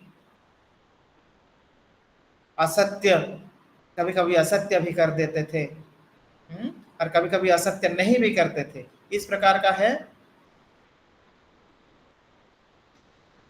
राजा नल का जो दानशीलता, राजा नल अपने जीवन का सर्वस्व दान कर दिए थे, पता है ना? हरिओम। जी सर। राजा नल ओडिया शुणी राजा नल मैंने कौन निज सर्वस्व दान करके निजे जाकि जंगल रे घास काटुले। हाँ, अति दान बल राजा नल कौन अच्छी गोटे मन पड़नी ओडिया रे, से भी जाकि घोड़ा को पई घास काटिक आनुले, एमती है से समस्त दान कर देते। से कल्प वृक्ष को मध्य से पछरे पकाई देते। कल्प वृक्ष जोटा अच्छी आम स्वर्ग रे देखिने, कल्प वृक्ष को जहाँ मागिबा से मिल, किंतु राजा जो नल कल्प वृक्ष को मध्य पछरे पकाई देते दानशीलता रे।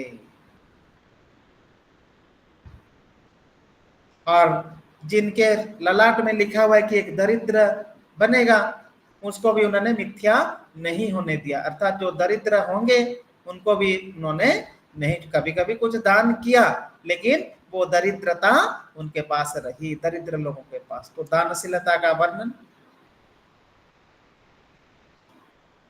यह है। कल्प वृक्ष को भी पीछे छोड़ना, ये वर्णन है। विभज्य मेरुर्न तदर्थिसात् कृतो, श्लोक नंबर 16 से 29 तक उनकी वदान्यता, दानशीलता का वर्णन, नल के सौंदर्य की चर्चा स्वर्ग एवं नागलोक में।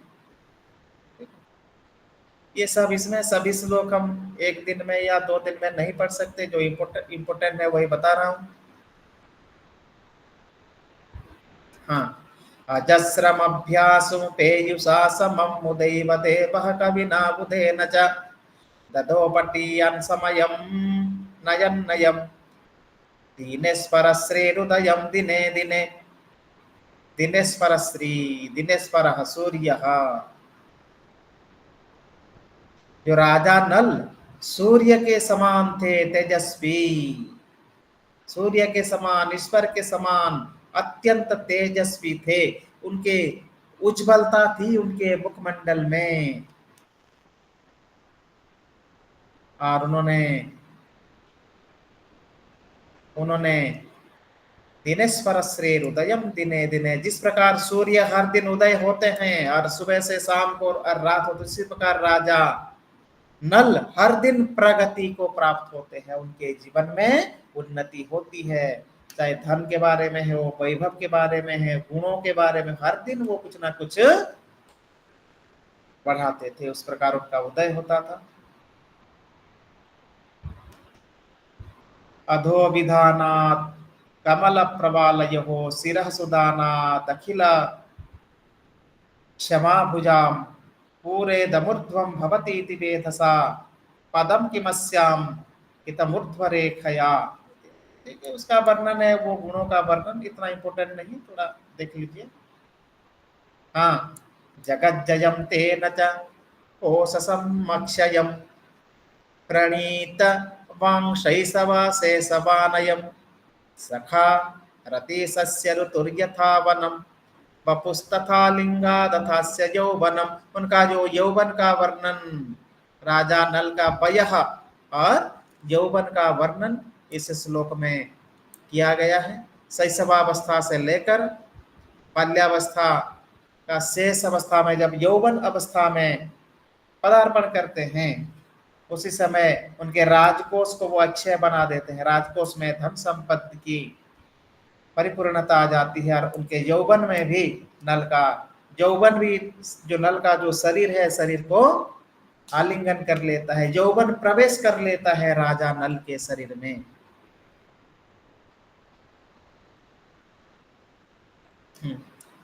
अघारि पद्मेषु तदघृणा घृणा क्व तच्छया छाय लवोपि पल्लवे तदास्य दास्येपि गतोधिकारितां न सारदः पार्थिक सर्वरीकरः। ये भी राजा गुण की जो सुंदरता, रूप यौवन, जब राजा नल आके यौवनावस्था में पदार्पण करते हैं, वो यौवनावस्था का वर्णन इसमें किया गया है।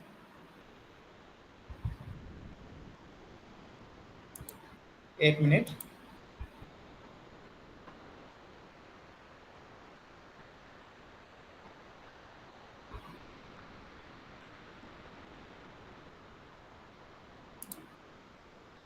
थोड़ा चार्ज बैठा था।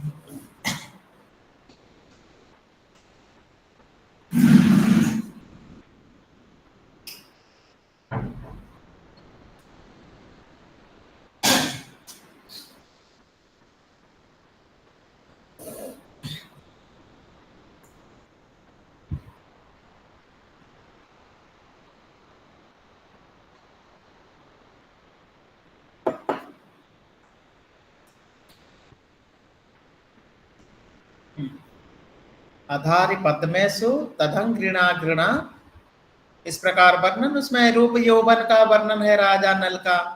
नल के चरण के कमलों के प्रति घृणाधार, अर्थात उनका जो चरण था पद्म पुष्प के समान या नवपल्लव के समान, हाथ उनके जो हाथ थे नवपल्लव, जैसे पेड़ में नए नए कोमल पत्ते आते हैं उसी समान। और उनका मुख जो था शरतकालीन, पूर्णिमा चंद्र शरतकालीन जो दशहरे के समय में जो चंद्रमा अत्यंत उज्जवल होता है, उसी समय शरतकालीन चंद्रमा के तरह मुख उन राजा नल का था। किमस्सलोम नाम कपटेन कोटि भी, ये जो श्लोक आप देख लीजिए थोड़ा, इसका अर्थ देख लेते हैं।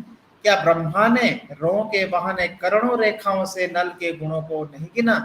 अर्थात राजा नल के शरीर में जितना रोमकूप और जितनी रेखाएं थी, आ रही है ना आवाज? जी जी सर। राजा नल के शरीर में जितने सारे रोम थे, रोम उतने गुणों की संख्या भी उससे कई ज्यादा थी।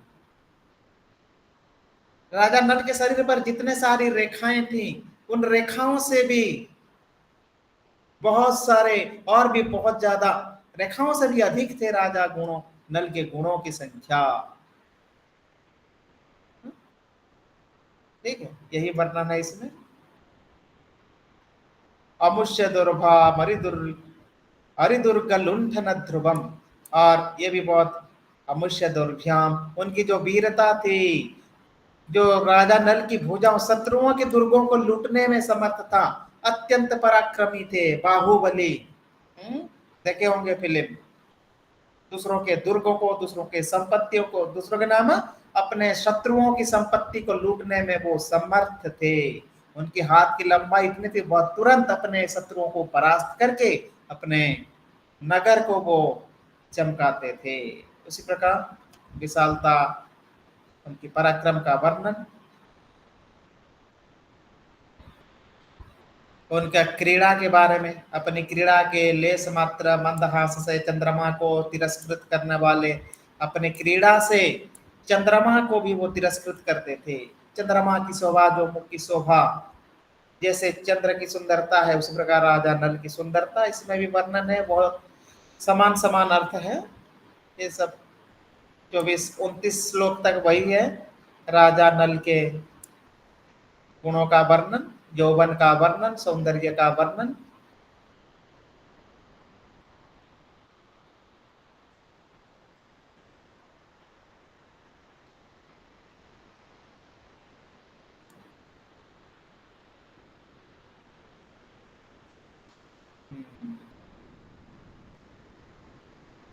बस ये जो बाकी सब देख लेना, सभी श्लोक तो एक क्लास में नहीं होगा ना, तो सभी श्लोकों में वही राजा, ये जो 16 या 17 से 29 तक राजा नल का सौंदर्य, उनका पराक्रम, उनके गुण, उनके रूप यौवन, इनका पराक्रम, वीरता, शौर्य, प्रसिद्धि, इनका वर्णन किया गया है।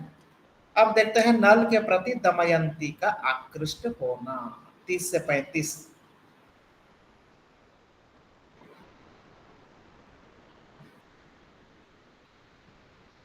पतिव्रता स्त्रियों को छोड़कर सभी स्त्रियों का नल के प्रति अनुराग था। सभी स्त्रियां राजा नल को पसंद करते थे, प्रेम करने लग जाते थे। नकानीसी स्वप्नगतं ददर्श तं जगाद गोत्रस्खलिते चकानगतम् तदात्मताध्यात धवारते चकाचकारवा न स्वमनोभवोद्भवम्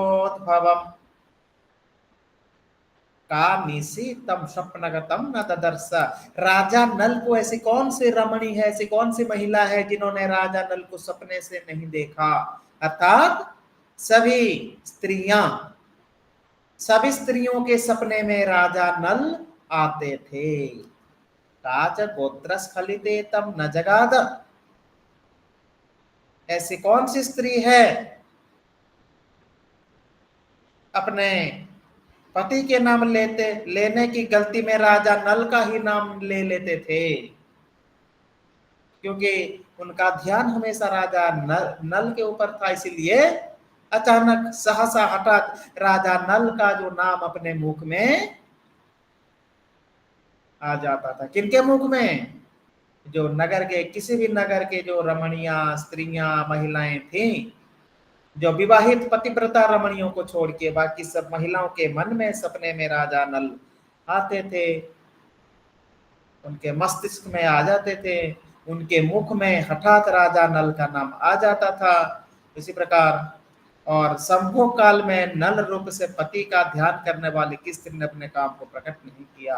राजा नल के साथ संबंध बनाने में या उनसे प्रेम करने के लिए सबकी इच्छा होती थी, सभी स्त्रियों की। इस प्रकार का वर्णन इसमें प्राप्त है। श्रियास्य योग्याहमिति समीक्षितुं करेतमालोक्य सुरूपया धृतः विहाय भौमीमपदर्पया कया न दर्पण श्वास मलिमसः कृतः। ये भी बहुत बढ़िया श्लोक है। तमालोक्य श्रिया अहमस्य योग्या इति। हर दिन क्या करते थे जो महिलाएं, जाके आईने के सामने, दर्पण के सामने खड़ी हो जाती थी और अरे मैं सुंदर दिख रही हूं नहीं, मैं राजा नल के समान, राजा नल के लिए मैं योग्य हूं या नहीं, इसी प्रकार का वो अपने आप को वर्णन सौंदर्य से मैं योग्य हूं या नहीं, वो जाके दर्पण के सामने खड़े हो जाते थे। दमयंती को छोड़कर किसी सुंदरी ने हमेशा वो जाके वो क्या करते थे, वो सुंदरी रमणिया महिलाएं जाके दर्पण के सामने खड़े होके दर्पण को भी मलिन कर देते थे। इस प्रकार ऐसे गुण हैं और महिलाओं ने इस प्रकार उनके प्रति आकृष्ट होते थे। यथोह्यमानः खलु भोग भोजिना प्रसाह्य वैरोच निजस्य पत्तनम विदर्भजाया मदनस्तथा मनो अनलावरुद्धम वयस्येव वेशितः। विदर्भजाया, विदर्भ राजकन्या कौन है बताइए? दमयंती। दमयंती। Very good. विदर्भ राजा, विदर्भ के राजा कौन? भीमसेन। दमयंती के पिताजी का नाम? भीमसेन। भीमसेन। Very good. तो वही विदर्भ राजकन्या जो ये सर्प शरीर भक्षी गरुड़ के ही द्वारा ढोए जाते मदन, जैसे मदन कामदेव ऐसे तीर लगाते हैं किसको? दमयंती को, कि वह नल के प्रति आकृष्ट हो जाता है। इस प्रकार का वर्णन इसमें है। इसको व्याख्यान करेंगे तो बहुत समय लगेगा। रूपे अनुरूपे निज रूप संपदाम धीदेश तस्मिन् बहुसहस्रुतिं गते विशिष्य सा भीम नरेंद्र नंदना मनोभावज्ञैकवशं बदं मनः भीम नरेंद्र बदना सा। वही भीम, राजा भीम की नंदना, नंदिनी कन्या। निज रूप संपदा अनुरूपे, अपने रूप सौंदर्य को देखते हैं, बहुत प्रकार से श्रुति गते वो राजा नल के बारे में सुनती है, और उसी राजा नल को अपना मन दे देता है। मनोभवाक्यैक वशंबदः, उन्होंने राजा नल को अपना मन दे देता है, वशीभूत हो जाता है राजा नल के गुण से, और कामदेव के द्वारा वशीभूत होकर राजा नल के प्रति वह आकृष्ट हो जाता है। उपासनामित्य पितुः स्मः राजते दिने दिने सापसरेषु वन्दिनां पठत्सुतेषु प्रतिभूपति नलम विनिद्र रोमा जनि श्रृण्वतो नलम। ये इंपॉर्टेंट श्लोक है, इसको ध्यान रखिए।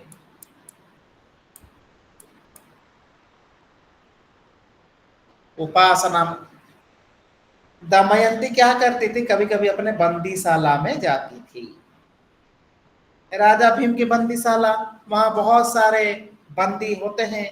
दिने दिने पितु उपासना में पिता के साथ बंदीशाला में जाता है, और वहां पर भूपतिन प्रति पठत्सु नलम शृण्वति, राजा नल के बारे में उन बंदियों से सुनकर वो और भी आश्चर्य हो जाता है और नल के प्रति आकृष्ट हो जाता है। राजा नल के बारे में किससे सुनती है दमयंती, बोलिए।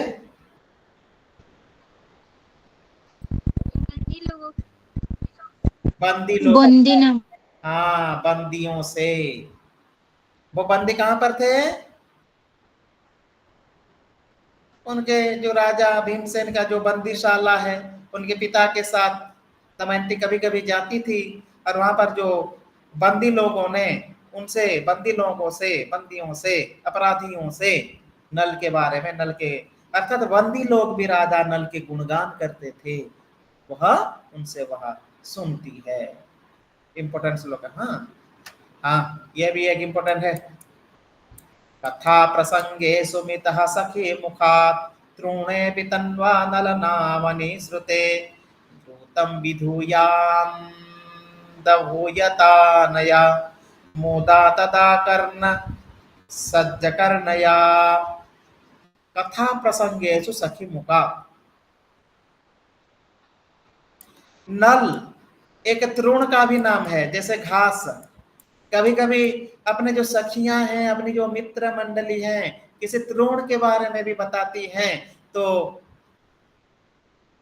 वह दमयंती क्या कहती, अरे बताइए बताइए, वह बहुत तेज गति से सखियों के पास दौड़ के जाती, अरे अरे अरे बताइए, और भी अच्छा लग रहा है सुनने में, नल के बारे में और कुछ बताइए। तुरंत वो अपना कार्य छोड़कर प्रसन्नता के साथ अपने सखियों के सामने पहुंच जाती। नहीं, जैसे एक प्रेमी जुगल होते हैं, अगर प्रेमी के सामने उनके प्रेमिका के बारे में बात करो तो वो सुनने में उनको अच्छा लगता है ना, या नहीं, हरिओम। किसी प्रेमी किसी प्रेमी के सामने उसके प्रेमिका के बारे में, या प्रेमिका के सामने प्रेमी के बारे में बात करो तो उनको सुनने में अच्छा लगता है। वही चीज यहाँ पर श्लोक में श्री हर्ष बताते हैं। नल किसी तृण के बारे में, किसी घास के बारे में भी अगर वो सहेलियां कहती तो बोलती है कि अरे मुझे राजा नल के बारे में बताइए, वो दौड़कर वहां चली जाती है।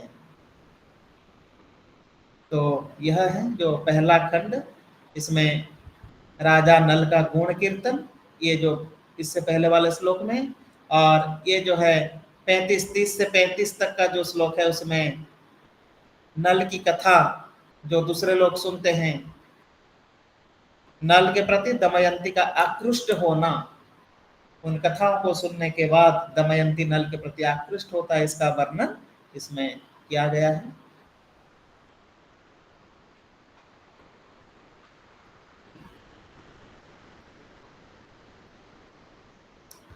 कुछ प्रश्न है, अभ्यास प्रश्न। नैषधीय चरितम एक महाकाव्य है, उसका कथन कीजिए। नैषधीय चरित एक महाकाव्य है, उसका इस कथन का तात्पर्य बताइए। महाकाव्य लक्षण, सर्गबंधा महाकाव्यो तत्रैक नायक सुरः, साहित्य दर्पण में विश्वनाथ कविराज कहते हैं। साहित्य दर्पण पढ़े हैं ना?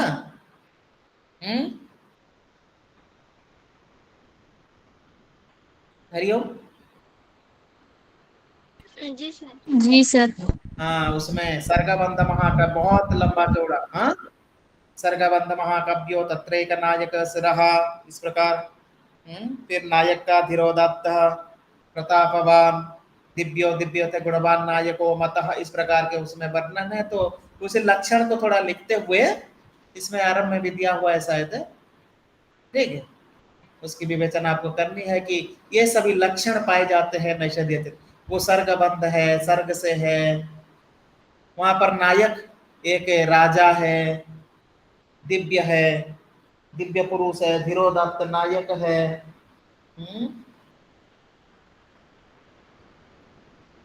एक अंगिरस है, श्रृंगार वीर, अथवा एक अंगिरस श्रृंगार रस है, वीर रस है, पाए जाते हैं, इसलिए वह महाकाव्य है। बृहत्रय से आप क्या समझते हैं, ठीक है। और किन किन काव्यों की गणना की जाती है आप जानते हैं। राजा नल के गुणों का वर्णन, राजा नल की दानशीलता का वर्णन, नैषध के नायक राजा नल के सौंदर्य का वर्णन, ठीक है। इतना हम पढ़े इसमें। और इकाई 3, अभी तक कुछ प्रश्न है आप लोगों में से? अभी तो 2 इकाई पढ़ लिए हैं, कहीं पर कुछ शंका, कुछ समस्या आप लोग भी कुछ बताइए, सुनना चाहूंगा।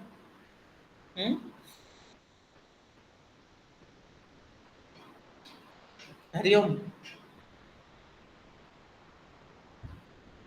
अल्लादीनी साहू,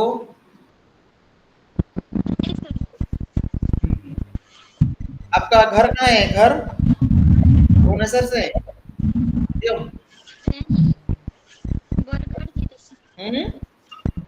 कहाँ? हाँ, आवाज नहीं आ रही है, कोई बात नहीं। मोनालिसा बेहरा। जी सर। हाँ, घर कहाँ है आपका? बारीपदा। अच्छा अच्छा, तो आपका स्टडी सेंटर वहाँ रीजनल सेंटर में दिया है ना? स्टडी सेंटर कहाँ है? Autonomous college. कहाँ पर? कौन सा? Baripada autonomous college. Okay okay, very good, कोई बात नहीं। हाँ, तो कुछ समस्याएं मतलब कुछ जानने की जिज्ञासा है या कुछ प्रश्न अभी तक जितना पढ़े? नहीं सर। नहीं, सब समझ में आ रहा है ना, या बोर लग रहा है कक्षा? नहीं सर, बोर नहीं लग रहा है। बोर नहीं लग रहा है ना? और कौन है जी ऐसा? सर। सुमित्रा साहू, जी सर। कुछ प्रश्न, कुछ जानने की इच्छा? नहीं सर, अच्छा लग रहा है। अच्छा लग रहा है।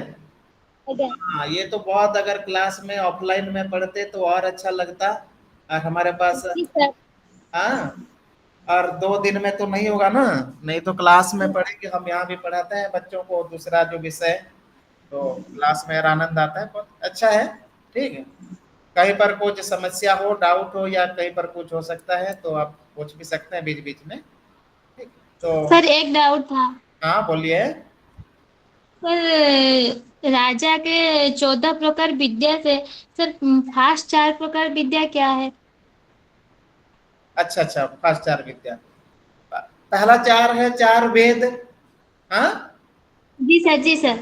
ऋग्वेद, यजुर्वेद, सामवेद, पूर्वोत्तम अथर्ववेद। जी हाँ, सर। जी सर। इसके बाद 6 अंग हो गया, शिक्षा, जी कल्प, सर। व्याकरण, निरुक्त, छंद, ज्योतिष, 6 अंग।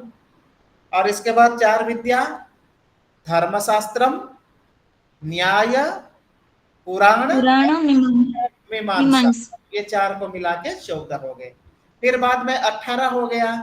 18 में 4 उपवेद हैं, आयुर्वेद, धनुर्वेद, गंधर्व वेद, और अर्थवेद या शिल्पवेद भी कहा जाता है उसको, या अर्थशास्त्र भी कहा जाता है। ये हो गए 18 विद्याएं, ठीक, बहुत अच्छा, शाबाश। जी सर।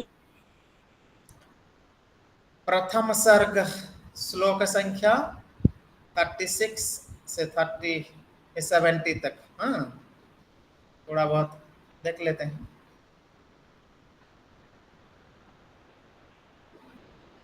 यहाँ पर भी है, दमयंती नल के प्रति श्रवणजन्य अनुराग, ठीक है। नल का गुण कीर्तन, जो सुनते हुए दमयंती प्रसन्न हो जाती है, उसके प्रति प्रेम भाव उत्पन्न होता है। चित्र एवं स्वप्न आदि में दमयंती को नल का दर्शन, किसी भी चित्र में या सपने में, किसी भी दृश्य में, हर जगह नल का ही दर्शन होता है। जैसे दो प्रेमी आपस में प्रेम करने लगते हैं तो हर चीजों में अपनी प्रेमी ही दिखाई देते हैं प्रेमी जनों को। दमयंती की भी यही दशा थी और नल की भी यही दशा थी। नल की दशा बाद में आई, अब तक वो वृतांत नहीं आए हैं। अभी ओनली दमयंती जो है वह नल के प्रति आकृष्ट है। फिर इसमें आता है अभी, हाँ, नल का भी दमयंती के प्रति अनुराग। फिर विदर्भ राजकन्या दमयंती के बारे में राजा नल सुनते हैं और दमयंती के प्रति वो भी आकृष्ट होने लगते हैं। नल स्वयं धीर पुरुष थे, फिर भी जो काम, हाँ, वो भी धीर पुरुष ज्ञानी होकर काम के वशीभूत किस प्रकार हो गए थे इसका वर्णन है। तीव्र वेगगामी अश्वों का वर्णन है। मन से भी अत्यंत वेगगामी घोड़े का वर्णन है।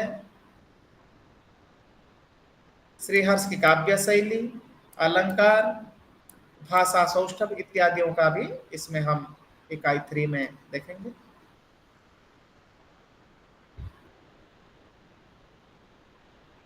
नहीं, प्रस्तावना, श्रीहर्ष कविराज राज मुकुटालंकार हिरह सुतम, पिताजी का नाम हिरह, माताजी का नाम मल्ल देवी, मिथिला निवासी थे।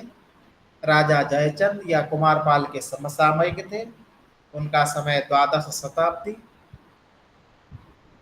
तावद्भा भारवेर्भाति यावन् माघस्य नोदयः उदिते नैषधे काव्ये त्वमाघः क्वच भारविः नैषधे पदलालित्यम। ये सब इसमें भी हम पहले चर्चा कर लिए हैं। काव्यांश की व्याख्या, श्लोक संख्या 36 से 43 तक। श्रवणजन्य अनुराग, दमयंती राजा नल के बारे में सुनते हुए उनके प्रति प्रेम भाव का उत्पन्न होता है। राजा नल का चित्र देखते हुए नल के प्रति आकृष्ट होता है। स्वप्न में भी नल का साक्षात दर्शन होता है। दमयंती के सुषमा संदोह नाम दमयंती का भी सौंदर्य का वर्णन इसमें है। जिस सौंदर्य का गुणगान या सौंदर्य के बारे में राजा नल भी सुनते हैं और दमयंती के प्रति आकृष्ट हो जाते हैं। अब श्लोक, कामदेव के स्थान पर नल का दुष्यंत प्रस्तुत किया गया दृष्टांत। अभी राजा नल कामदेव के समान दिख रहे हैं।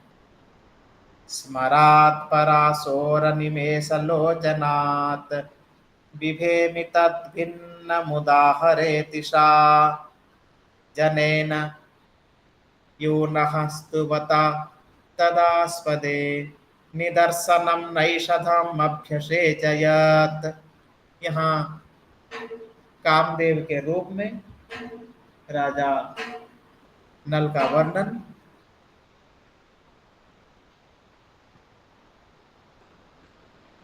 परासो, ये जो राजा नल हैं,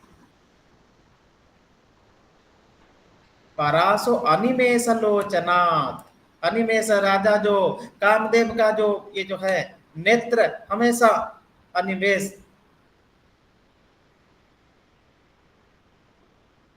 कभी कभी मरे हुए अथवा निमेषहीन नेत्रों वाले कामदेव से मैं डर जाती हूँ। राज वो दमयंती कह रही है, ये जो कामदेव मेरे ऊपर जो काम सर जो पंचबाण जो होता है कामदेव का, उन्होंने दमयंती के ऊपर बाण चलाया है और दमयंती राजा नल के प्रति आकृष्ट हुए हैं। और राजा नल के गुणों को श्रवण करने के बाद काम में वशीभूत हो जाती है दमयंती। आज वही दमयंती कह रही है, मैं इस कामदेव से तो डर ही जाती हूँ। इसलिए कामदेव से भिन्न किसी पुरुष का उदाहरण दीजिए करके अपने सखियों को बताते हैं। जब अपनी सखियां कामदेव के बारे में बताती हैं दमयंती को, तो दमयंती क्या कहती है, अरे अरे नहीं नहीं, मुझे कामदेव के बारे में मत बताइए, मैं कामदेव से डरती हूँ, मुझे बहुत डर लगता है, मुझे और किसी अन्य पुरुष के बारे में बताइए। अर्थात परोक्ष में दमयंती यह कहती है कि नहीं नहीं, मुझे नल के बारे में बताइए, नल के बारे में वर्णन कीजिए, मुझे कामदेव के बारे में मत बताइए, कामदेव के समान ऐसे पुरुष तो इस संसार में भी हैं, कामदेव से तो मुझे डर ही लगता है, तो मुझे अन्य किसी पुरुष के बारे में दृष्टांत देकर बताइए, ऐसा कहती है दमयंती। स्मरात परसो, अर्थात जो कामदेव के बारे में मत बताइए, किसी अन्य लोग के बारे में आप दृष्टांत दीजिए। इंपोर्टेंट श्लोक है ये इसी इकाई में। नलस्य पृष्ठानिषधागता गुणान् मीसेण द्युतद्वीजबन्दिचारणः निपीय यत्कीर्तिकथामथानया चिरायतस्थे विमनायमानया। अनया निषधागता दूतद्वीजबन्दिचारणः, निषेध देश से आए हुए, जब निषेध देश से राजा नल निषेध देश के राजा थे, राजा हैं, और निषेध देश से अगर कोई व्यक्ति विदर्भ राज्य को जाता है, घूमने के लिए हो, बिजनेस के लिए हो, या और किसी कार्य के लिए हो, जैसे वो बंदी लोग, उनके बंदीशाला में बंदी भी थे लोग, तरी निषधागता, निषेध देश से आए हुए दूतों से, पंडितों से, द्विजों से, बंदियों से, चारणहा पथिकों से, नलस्य गुणान पृष्ठा, राजा नल के बारे में अत्यंत उत्साहित होकर दमयंती पूछने लगती थी राजा नल का गुण। तत्कीर्ति कथा निपिय चिराय विमनायमानया तस्थे, वह राजा नल के प्रति आकृष्ट हो जाती है। अब प्रश्न करता हूं, कोई बताइए, दमयंती किस किस से प्रश्न पूछता है राजा नल के बारे में? ब्राह्मण से, चारण और वैद्य। हाँ, वैद्य ने, दूतों से, जो राजदूत आते थे उनके दरबार से, उन दूतों से, द्विज जो पंडित लोग, विद्वान लोग, ब्राह्मण लोग जो आते थे, जो बंदीशाला में जो बंदी होते थे, और चारण नाम जो पथिक, बहुत सारे पथिक विजिटर्स घूमने के लिए जाते थे, उन लोगों से वह क्या करते थे, छल से हो, प्रेम से हो, किसी भी प्रकार से नल के बारे में पूछती थी। ठीक, इंपोर्टेंट श्लोक है। प्रिया प्रियां च त्रिजगज्जयश्रियौ लेखाधिलीला गृहमेति कावपि इति स्म सा कारुवरेण लेखितं नलस्य च स्वस्य च सख्यमीक्ष्यते। अधिलीला गृहभित्ति त्रिजगज्जय स्त्रियो कावपि प्रियम प्रियाम च लिखा। वो दमयंती क्या करती थी, अपनी जो राजप्रसाद थे, इस राजप्रसाद में चित्रकारों को बुलाकर उस राजप्रसाद की जो दीवारों पर बहुत सारे नायकों का या राजा नल का भी वो चित्र बनाने के लिए चित्रकारों को बोलती थी। तीनों लोगों के सुंदर नायक राजा नल का जो चित्र है, उस चित्र को बनाने के लिए वो कहती थी। कौन? दमयंती चित्रकारों को बुलाती थी और अपने दीवारों पर राजा नल का चित्र बनाने के लिए उनको कहती थी। और हमेशा क्या करती थी, राजा नल का जो रूप, सौंदर्य, यौवन, उस चित्र में रानी, वो राजकुमारी दमयंती हमेशा देखती थी। प्रिया प्रियाम च, जगह से, तीनों जगत के सौंदर्य से परिपूर्ण राजा नल के लिखादि लीलाग्रह में थी। भित्तियों में दीवारों पर क्या करती थी, चित्र बनाने के लिए कहती थी, और चित्रकार लोग चित्र बना के जाते थे, और वह दमयंती नल का रूप सौंदर्य को देखते ही रह जाती थी। मनोरथेन स्वपते कृतं नलं निसिक्वसा न स्वपति स्म पश्यति अदृष्टमप्यर्थमदृष्टवैभवात् करोति सुप्तिर्जनदर्शनादतिथि। मनोरथेन स्वपिति कृतं नलं स्वपिति सा को निशी च पश्यति। वो दिन रात राजा नल का चित्र को देखती ही रहती है, हर समय राजा नल के बारे में चिंतन करती थी। मन ही मन वो संकल्प कर ली है दमयंती ने, अपना पति के रूप में वर्ण कर लिया है राजा नल को। दमयंती सोती हुई जागती हुई हर अवस्था में, चाहे दिन में हो रात में भी, रात में हो, हर अवस्था में दमयंती क्या करती थी, राजा नल को देखती ही रह जाती थी, उनके सौंदर्य से विमोहित हो जाती थी। और उन्होंने संकल्प कर लिया है। कौन सा संकल्प, बोलिए। राजा नल के पति बनाए। Very good. राजा नल को अपना पति बनाने के लिए वह संकल्प भी कर लेती है। हिंदी में गाना है ना, मुझे नींद ना आए मुझे चैन ना आए, इसी प्रकार उसकी अवस्था स्वप्ने, स्वप्नावस्था में, जागरण अवस्था में, हर अवस्था में राजा नल के बारे में ही चिंतन करने लगती थी दमयंती।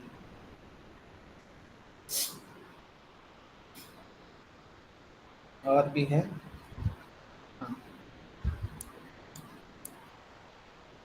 ये मोस्ट इम्पोर्टेंट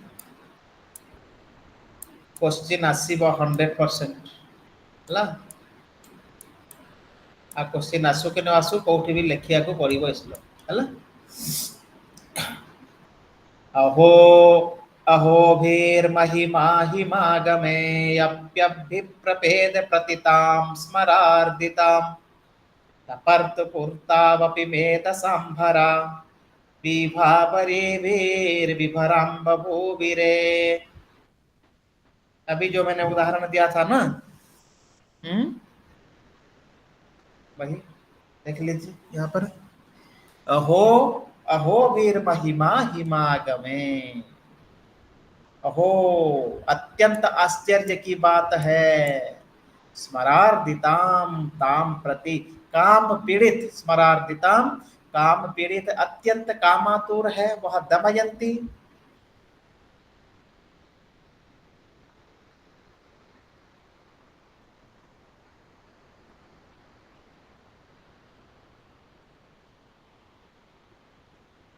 हिंदी में वो देख लेते हैं, आपको सही लगेगा। अहो अहो अहोबिर महिमा हिमागमे। हिमागमे हिमकालस्य आगमे। हिम सर्दी का मौसम जब आ जाता है या हेमंत ऋतु का जब आगमन होता है तो उसी समय अहोभी महिमा हिमागमे। अब हिंदी में चलते हैं। अनुवाद।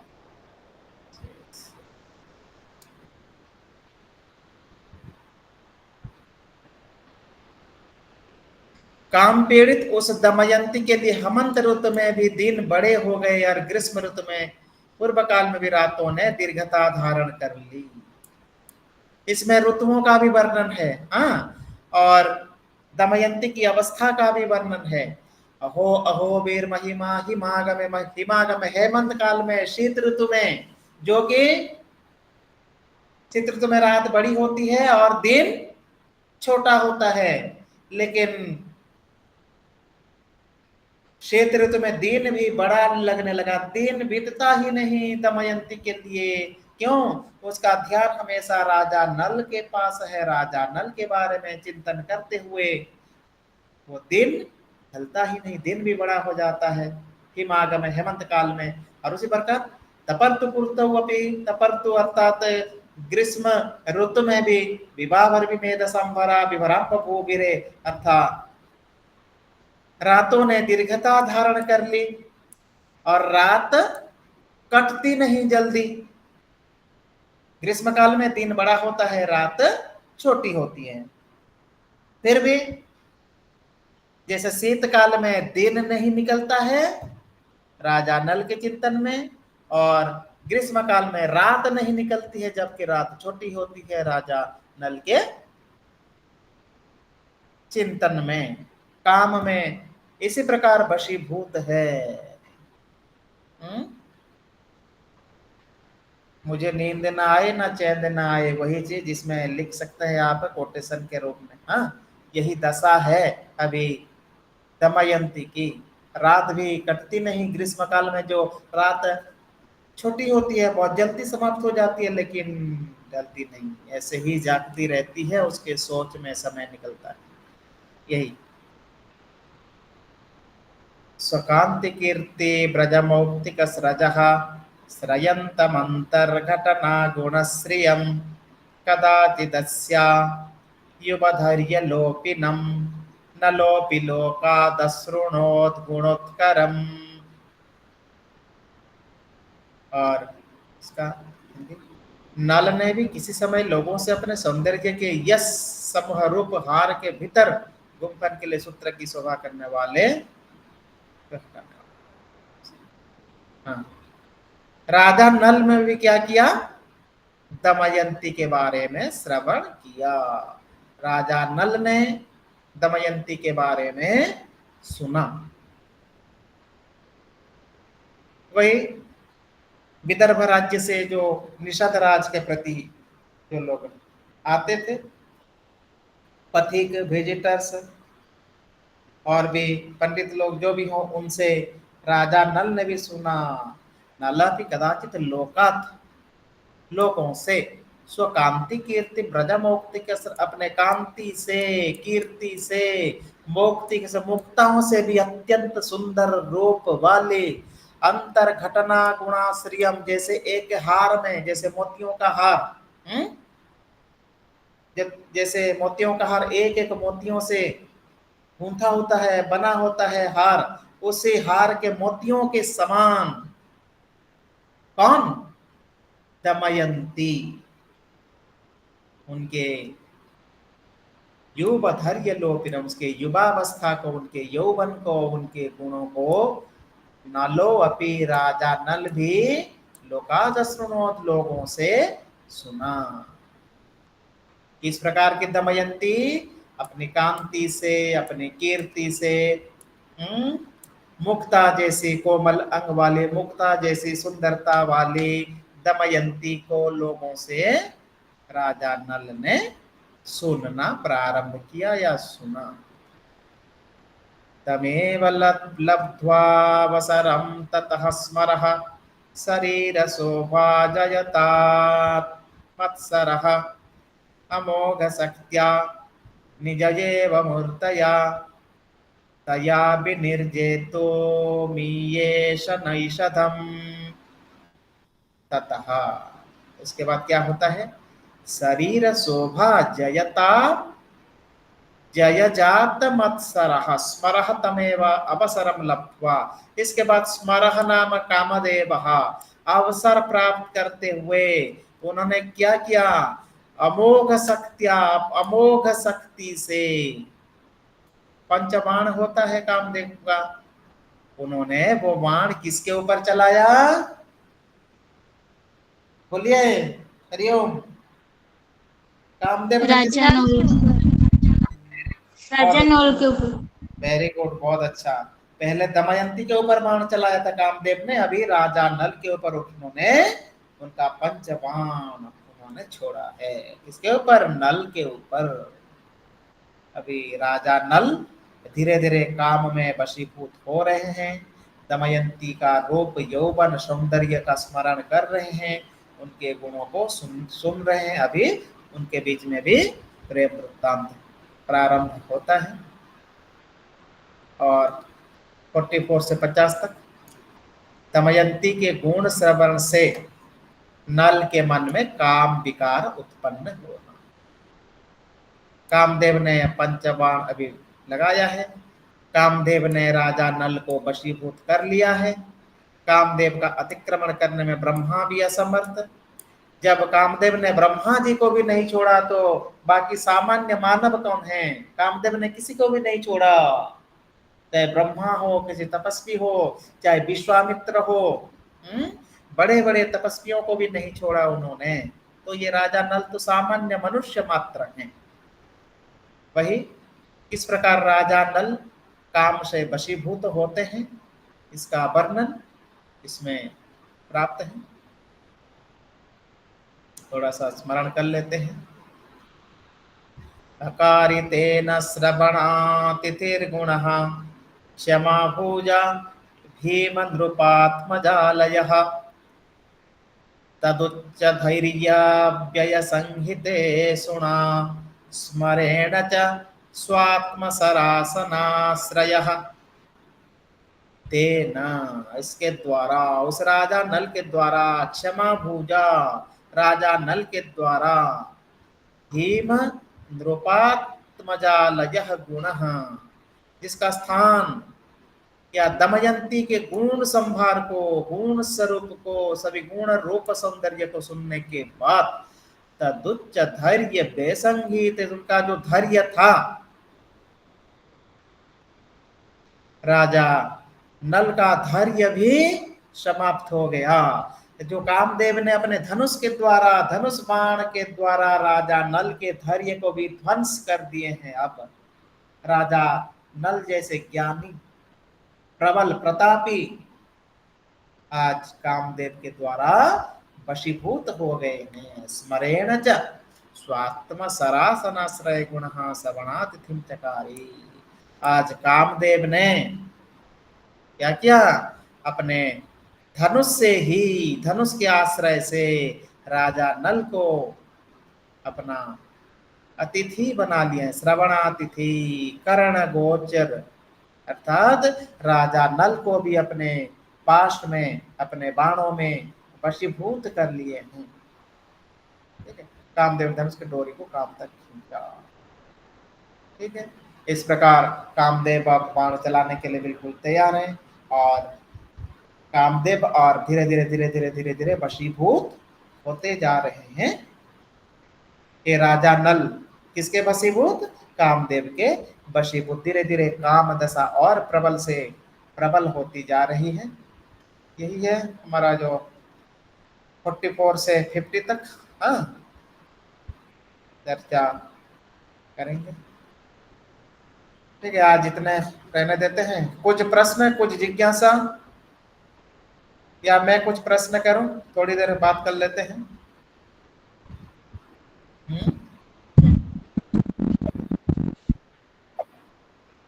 जितना भी आज हम देखे, जितना भी स्मरण हुआ, अरे सब तो लेफ्ट हो गए हैं, कहाँ गई ये सब।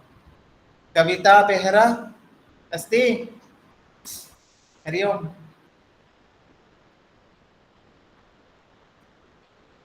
मनस्विनी, कुछ समस्या, कुछ प्रश्न।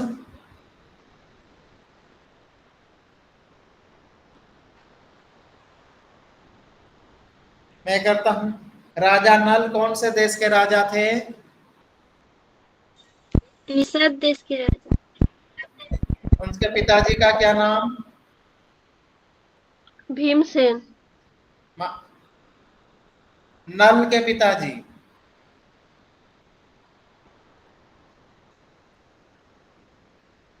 राजा नल के पिता कौन?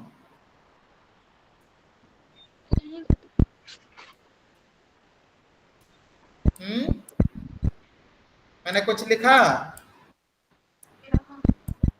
श्रीहर्ष के पिता का नाम हीरा है। हीरा। माता कौन? मामल्ला देवी। Very good. दमयंती कौन से देश की राजकन्या? विदर्भ। पिताजी का नाम? भीमसेन। पिताजी का नाम भीमसेन। चतुर्दश विद्या क्या है? 4 वेद,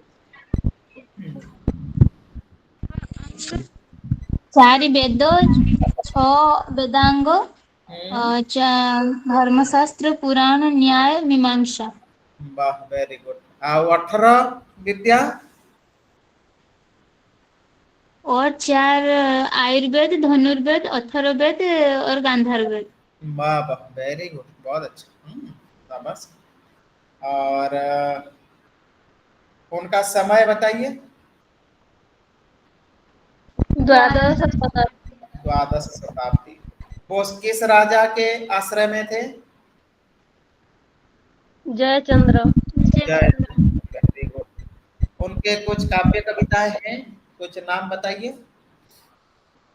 अनर्व, हम्म, विजय प्रसिद्ध। हम्म, और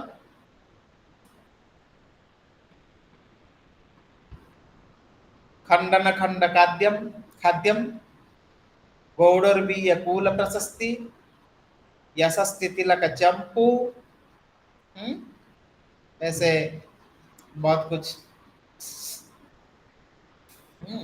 यहाँ पर हम स्थर्य विचारण प्रकरण, छिंद प्रशस्ति, शिव शक्ति सिद्धि, नवसाहसांक चरित चंपू, ईश्वराभिसंधि ग्रंथ।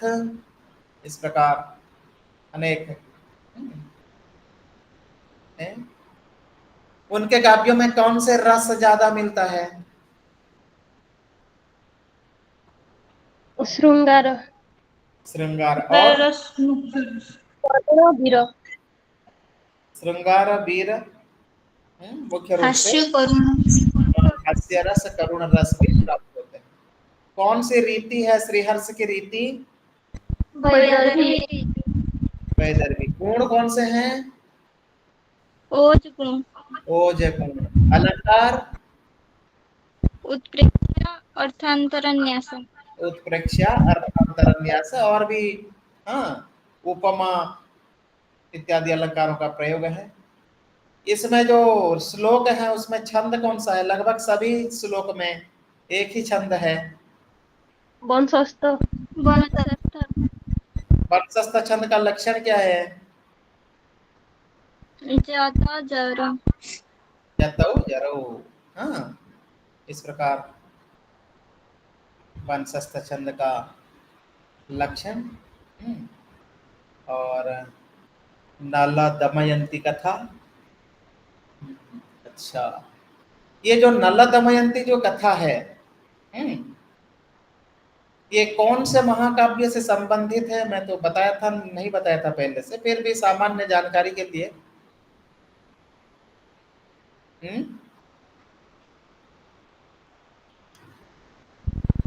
बता पाएंगे? वन पर्व। ये देखो, मैंने दिखाया अभी, महाभारत के वन पर्व पर वन आधारित। पर्व। हाँ, महाभारत में कितने पर्व हैं?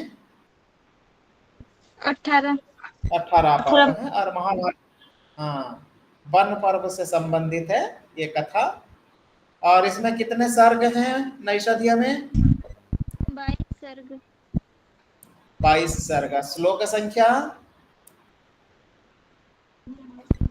2830। हाँ, इस प्रकार का इसमें है। नैषधे पदलालित्यम, नैषधम विद्मद औषधम, ऐसे बहुत सारे चीजों की चर्चा की है आज हम लोग। हाँ, और फिर कल देखेंगे। और ध्यानपूर्वक पढ़िए, कुछ भी बीच बीच में आप प्रश्न करेंगे, कुछ पूछेंगे तो फिर अच्छा लगेगा। आप भी क्लास में सक्रिय हैं करके, आप सुन रहे हैं करके मुझे लगेगा उसमें, मुझे भी संतुष्टि होगी। मैं जो कुछ भी ज्ञान दे रहा हूँ आप लोग थोड़ा उसमें आत्मसात कर रहे हैं। आगे तो और भी इंटरेस्टिंग चीजें आएंगी। कादम्बरी, उत्तर रामचरितम, कादम्बरी कथा वस्तु है ध्यान में?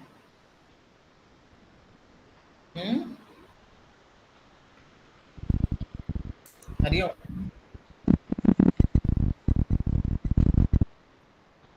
पढ़ेंगे आगे कादम्बरी भी।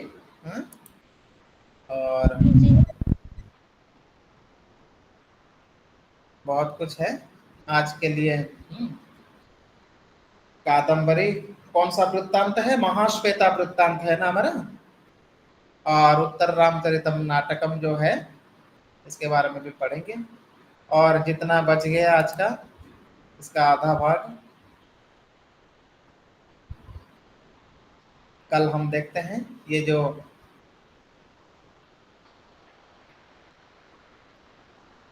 राजा नल का कामदेव के द्वारा वशीभूत होना, ठीक, इसके बारे में कल हम चर्चा करते हैं। आज रुकेंगे यहीं पर, ठीक है ना? ठीक है, और कुछ बोले क्या आप लोग?